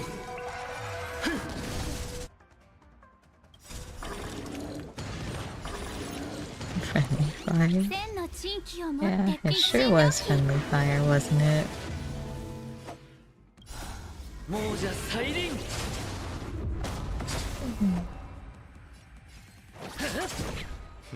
隙だらけだ来帝よここへ Someday.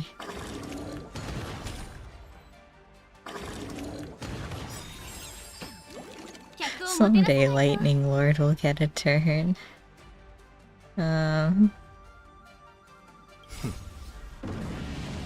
立ち切る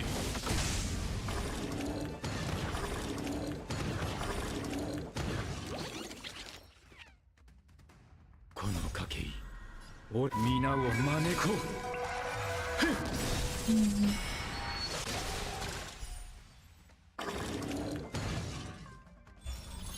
Okay.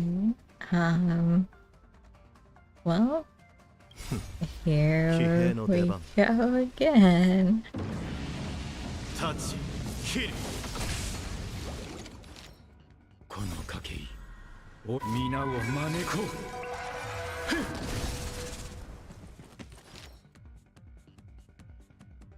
う 千の珍奇を持って鼓舞を一心同期諸悪退散 Okay.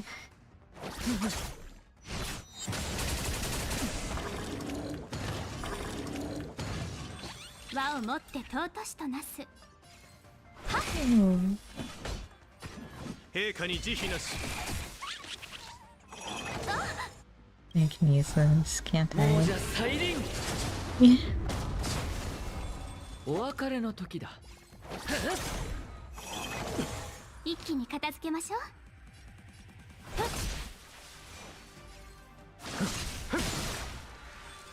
Blade's thing sure lasts a 泣いている while. ここへ Okay. Oh, is it already going to the... No. Not.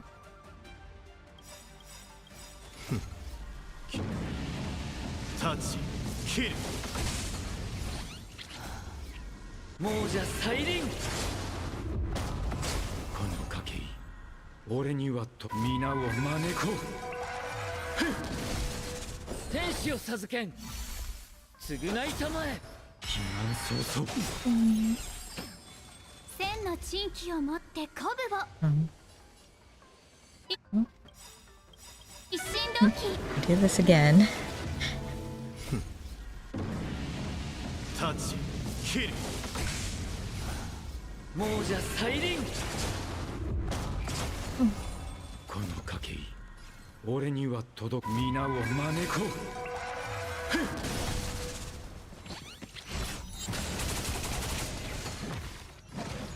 An aromaton. Why? 話し合いましょう諸悪退散 大丈夫問題はない 陛下に慈悲なし 剣に憐憫は不要 Alright. Now we get to do a lot of fun things. 立ち切る Uh-oh, not 亡 sanction 者再 mode. 臨この賭け俺には届かぬが皆を招こう Oh. 千の珍奇を持って鼓舞一心同期 Blade's so good. 話し合いましょう Inviting you. いい度胸だね There's only so much I can do.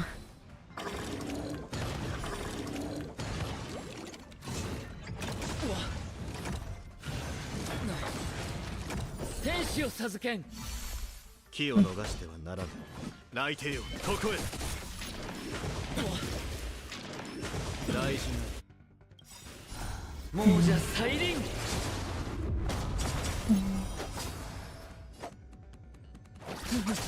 送ってやろうこの賭け皆を招こう Please. 祈願早々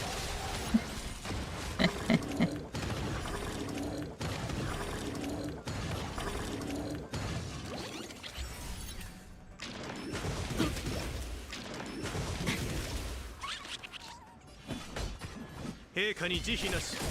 お別れの時だ。 This means Blade's gonna have a harder time with energy, but that's fine. 大事な。市長よ来たれ。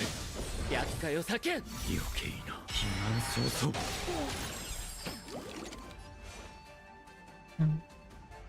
Well, gonna 奇 do 変。 much damage as we can. This is the last turn. この賭け意皆を招こ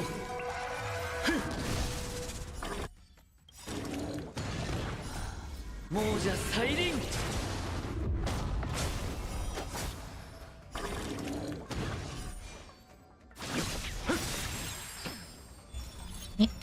No. Oh, okay. Well, that was 83k. That's still pretty good. Well, there's one more. There's dots again. So...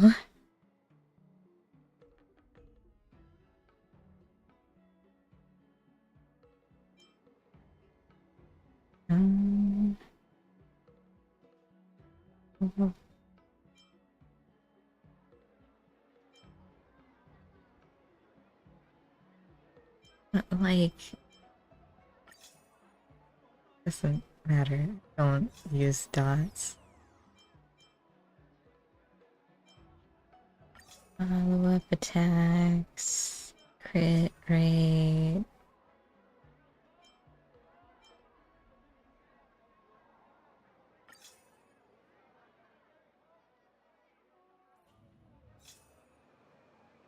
Maybe.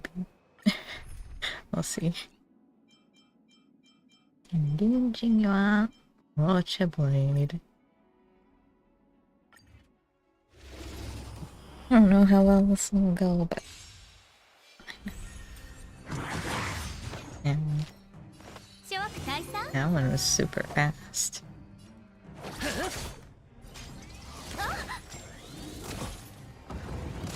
私に続く。陛下に慈悲なし。立ち、切る。せいはなしだ。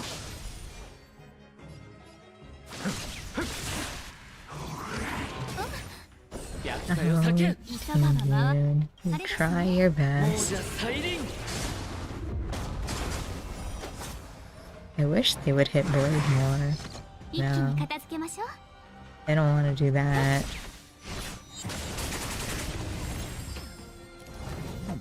いい度胸だ。まだ足りない。泣いてよ、ここへ。立ち、切る。剣に憐憫は不要。 Sure. 避難早々。 Then immediately get rid of all that health he just recovered. 客をもてなさないと。千の地域を持って一心同期。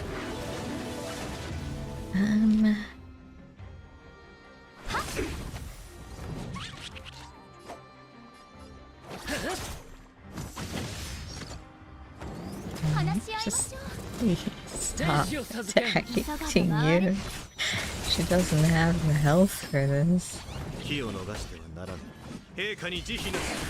和をもって尊しとな。 Guess they could have given her more, but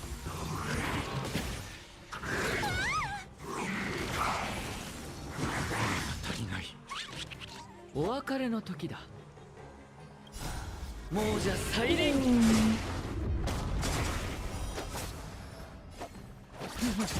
送ってやろう。避難早々。この賭け意俺には皆を招こう。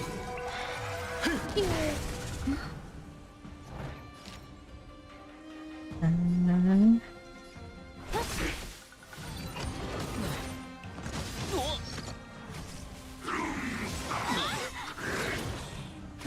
no.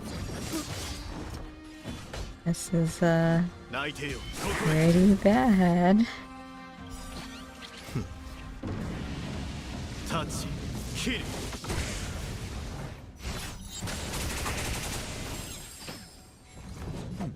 いい度胸だね。 Get her unfrozen. Thank you.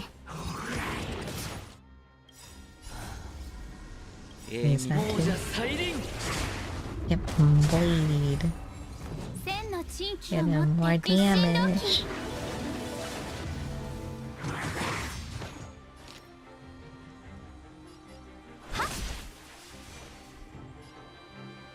Nice. この賭けを皆を招こう。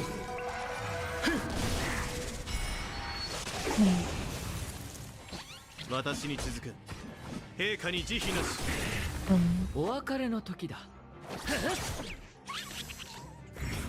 大事な客をもてなさないと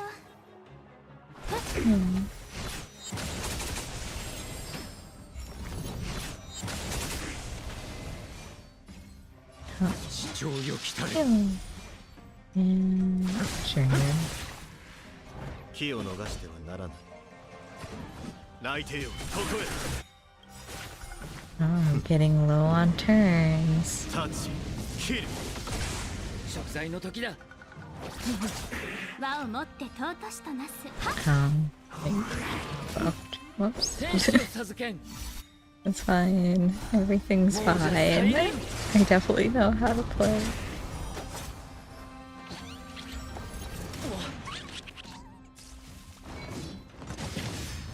食材の時だ。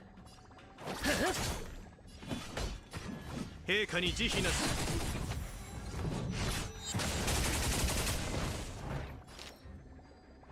諸悪退散剣に Um, 連便は不要。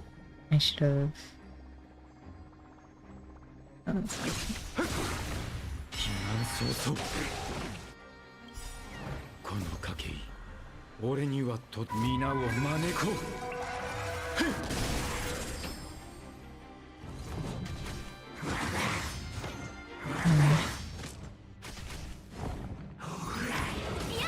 I just get to like beat up on us a little before time runs out. Fine, okay, 108.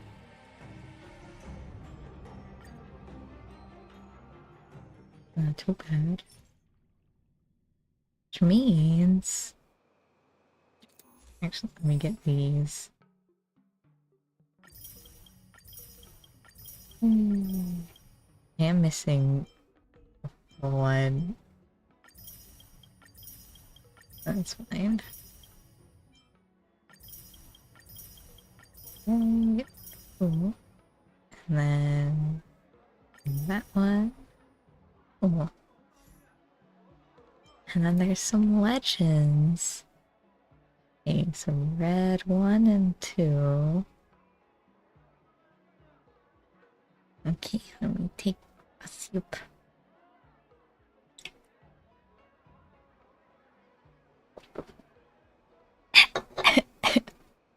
Too big of a sip. Right. It was said the High Elder Cold Dragon Young was the living embodiment of nature's pinnacle and the breathing epitome of heaven's zenith, and was set by divine destiny to be born in the mortal world. Gelato reckons a diamond must be cut and polished before it can shine. Without a wise teacher and good friends, Cold Dragon Young could well join the dark side, follow in the footsteps of the predecessor, Imbibitor Lune. Though Gelato had no blood relation to the High Elder, they had the responsibility to raise the High Elder. And so, he summoned their 4 companions to inquire about educational strategies, desirous of giving a bright future to the young High Elder Cold Dragon Young. Ting Yun said, "This is the future leader of the Vidyadhara. If he has not mastered the art of warfare and combat, how can he live up to the mandate of the heaven or claim earthly glory by war? How will he maintain his power over his people? I hear that General Jingyuan excels in the art of war and is the sword champion's disciple. Why not ask the general to be the teacher? Jing Yuan said. That won't do. How can the cultivation of an outstanding person be confined to slaughter? What about Lady Fouchevant, Master Diviner of the Divination Commission, the one also known as Omnitia Spares None? She is a genius at tactics and strategy, and also literate and eloquent to a fault. She even possesses the hobby of desiring to be everyone's teacher. If Master Diviner Fu can be the teacher, Cold Dragon Young will become adept in the ways of the cosmos of worldly affairs. Luocha shook their head heavily. It's said you need a famous teacher to train a great student. How can a hero be cultivated by such mediocre characters? If I may offer a better suggestion, I've caught wind that there is a certain genius named Madame Herta, whose space station orbits the blue. She has even gained the favor of Nu, the Wisdom Walker, and reached the level of becoming their emanator. Her domain, the space station, is home to 72 sages, 3,000 researchers, and more curios than could ever be counted. Gelato could inform her that Cold Dragon Young is a curio from far across the stars and ask for her audience this way. When you meet her, convince her with rarity and appeal to her with cuteness. That would surely pique Madame Herta's curiosity and make her eager to become Cold Dragon Young's teacher. I somehow doubt that one, but okay. Blade sat and pondered deeply with their eyes downcast, and after a few moments looked up and said, As the old saying goes, he who dwells with the virtuous will become virtuous, he who dwells with the wicked will become wicked. I heard that on Laliluo 6... Is that I'm trying to say Eurillo? There's a miracle child named Pitch Dark Hook the Great, who was wise beyond her years. She even recruited persons of upstanding character to form a gallant group called the Moles. Being tutored by an adult would surely spoil Cold Dragon Young's childlike innocence and simplicity. Why not entrust him to the Moles and let him grow into his own person in a natural way, spending his childhood in careless play? So what does Gelato think? When it comes to preschool education, aren't the moles the best? After all, the moles are supercalifragilisticexpialidocious. Why? After hearing everyone's eager contributions of nonsense, Lotto firmly believed that with the combined efforts of their companions and Cold Dragon Young's innate talent, they would surely be able to raise Cold Dragon Young as an outstanding High Elder of the Vidyadhara. Okay, Chapter 4. After Gelato completed the trial and found the dragon egg under the guidance of the wise Vidyadhara spirits, Cold Dragon Young descended and subsequently provided powerful support for the group. The people often saw a heroic and dashing boy carrying out justice together with an adorable child who wielded a long lance and stood floating on fortuitous clouds.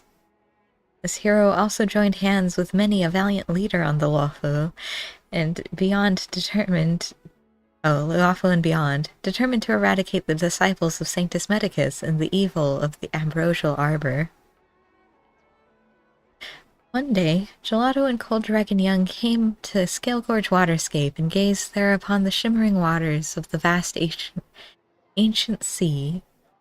Like a drop of imperial jade, where all things that ever were are lost to the billowing waves. It should be known that the Vidyadhara are born from the ancient sea, and to the ancient sea they are destined to return. Sight of their old home filled Cold Dragon Young with elation. They could hardly wait to put down the lance, untie the red silk sash at their waist, and go frolic at the water's edge. Being of the dragon race, visiting the water gives the Vidyadhara quietude, clarity, and even epiphany. The young High Elder began playing with the red silk sash in the sea, enjoying the water as if it were second nature. However, it unintentionally started to cast a cloud hymn, magical notes stirring this heavenscape into gloomy darkness, lifting giant waves into the air. The abominations hiding nearby could not endure the relentless barrage. They came out in droves, expecting to face the wrath of an earth-shattering giant. Instead, they saw a small child and were filled with an indomitable rage. If the small child is already capable of such feats, how can we hope to survive when they are fully grown? And then these fiends born from the arbor showed their claws and approached Cold Dragon Young, vowing to exterminate the hatchling right there and then. Gelato rose up anxiously to protect the young one, shouting, "Harm not my child!" Yet Cold Dragon Young remained calm and composed, and simply shouted, "Part!" With the raising of Cold Dragon Young's red sash, the tides of Scale Gorge Waterscape moved as though they were alive, obeying the command to part and never to close back. The abominations with their murderous fury were all pulled into the bottomless ravine between the waters. Even their bones were turned out of existence. Okay. If any of you have the opportunity to visit Scale Gorge Waterscape, the tide that parted and never closed back is a living testament to the unfathomable power of this little Vidyadhara. Chapter 5. Ladies and gentlemen, it is important to know that when a divine weapon takes shape, it is often heralded by extraordinary signs. Mountains crumble, rivers run dry, and blood-soaked rain accompanies the wailing of ghosts. What? Without such phenomena, its divine nature would not be revealed. Through countless hardships, Gelato had forged star-shattering Blade of Truth. As it emerged into the world, the heavens and earth grew solemn, delves trembled, and the balance of the meridian pin faltered. Whether it be the craftmasters of the Artisanship Commission, or the plants and trees of the Alchemy Commission, all sentient beings with or without emotions rejoiced at the birth of this weapon, capable of vanquishing Lord Ravagers. Yet, they also keenly sensed the profound death and destruction it will bring forth in the future. At this moment, sorrow filled the hearts of plants and trees, and tears flew from young and old alike. Even the renowned Master Gongshu, who was accustomed to witnessing the creation of exceptional weapons, couldn't help but exclaim when he sensed the murderous aura emanating from the divine weapon. In the current ranking of armaments on Shenzhou, star-shattering Blade of Truth deserves to be at the forefront. Gelato was intrigued by his words and asked, "I am but a simple and ignorant one. Pray tell, good sir, if there be talk of an armament ranking, surely there must be other marvels of weaponry aboard the Shenzhou that are worthy of my attention." When it comes to divine armament and marvels of weaponry, I am indeed the expert. Allow me to share some insights with the young hero. In terms of sheer power, it is undoubtedly the Devastator Glaive wielded by General Jing Yuan. This weapon was crafted from the remnants of the Lux Arrow, which was shot by the rainbow to extinguish the embers of fallen stars. It weighs a staggering 13,500 caddies. When held in the general's hand, it may appear like an ordinary Cloud Knight's glaive of moderate length, and when unleashed in its full glory, held by the divine Imperianite summoned by the general, this weapon defies the heavens and the earth. A single strike has the power to sunder mountains and cleave peaks. When it comes to sapience, the foremost recommendation is the spherical astrolabe wielded by the esteemed Master Diviner. This wondrous artifact resembles a wheel, constantly rotating. Embedded within it are 108 jade abaci, attuned to the profound patterns of the matrix of prescience. It can divine fortunes and evil, discern auspicious and ominous signs, and unveil the most prudent courses of action.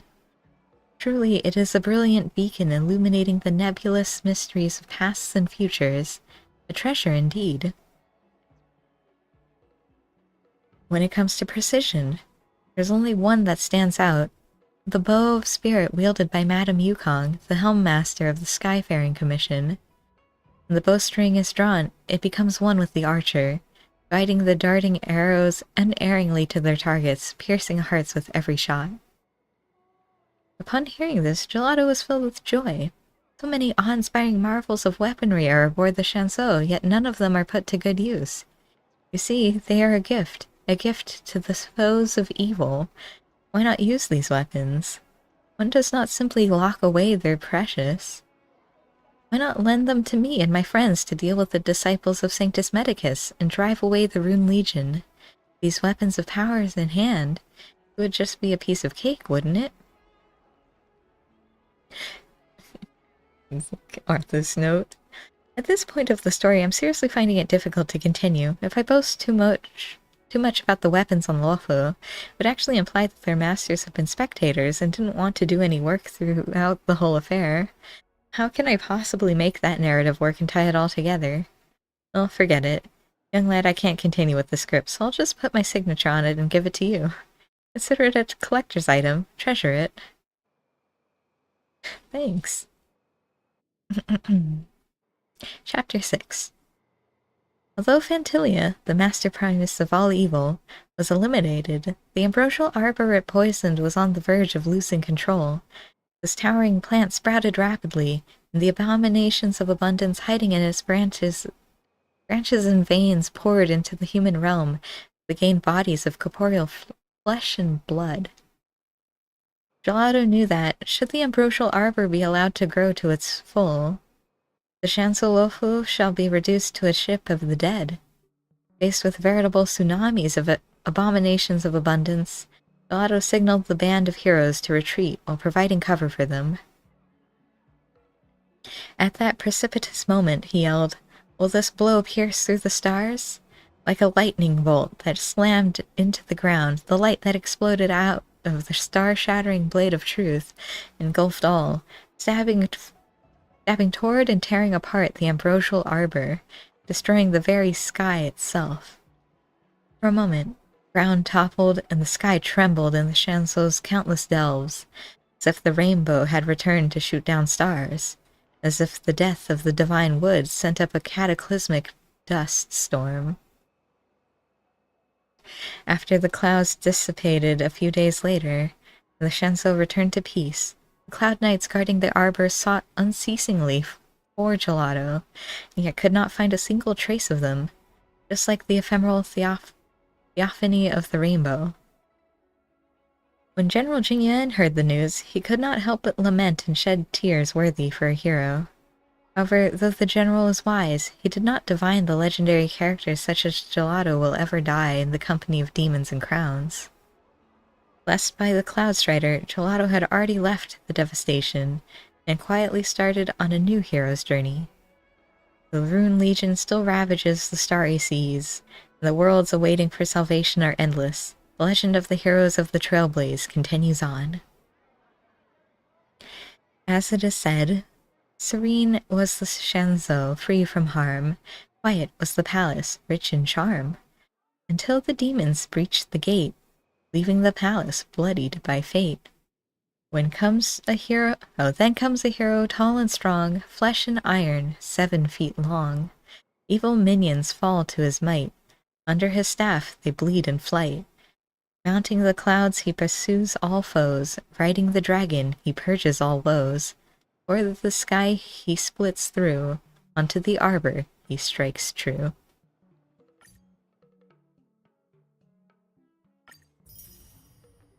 Ah. I did it. Not my storybook. It's, why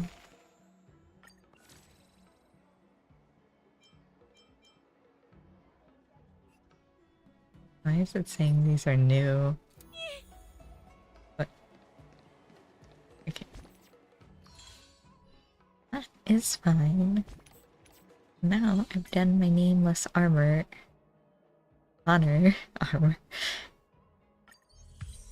Ah, 32. I don't know. I'll take the other stuff. Okay. That was the Tales of the Fantastic event. It was interesting. A bit long-winded though. I will say, I wish it was more like the Wandering Minstrel in Final Fantasy, because then it would be like more difficult versions of the fight, but not just like health and everything, like mechanics.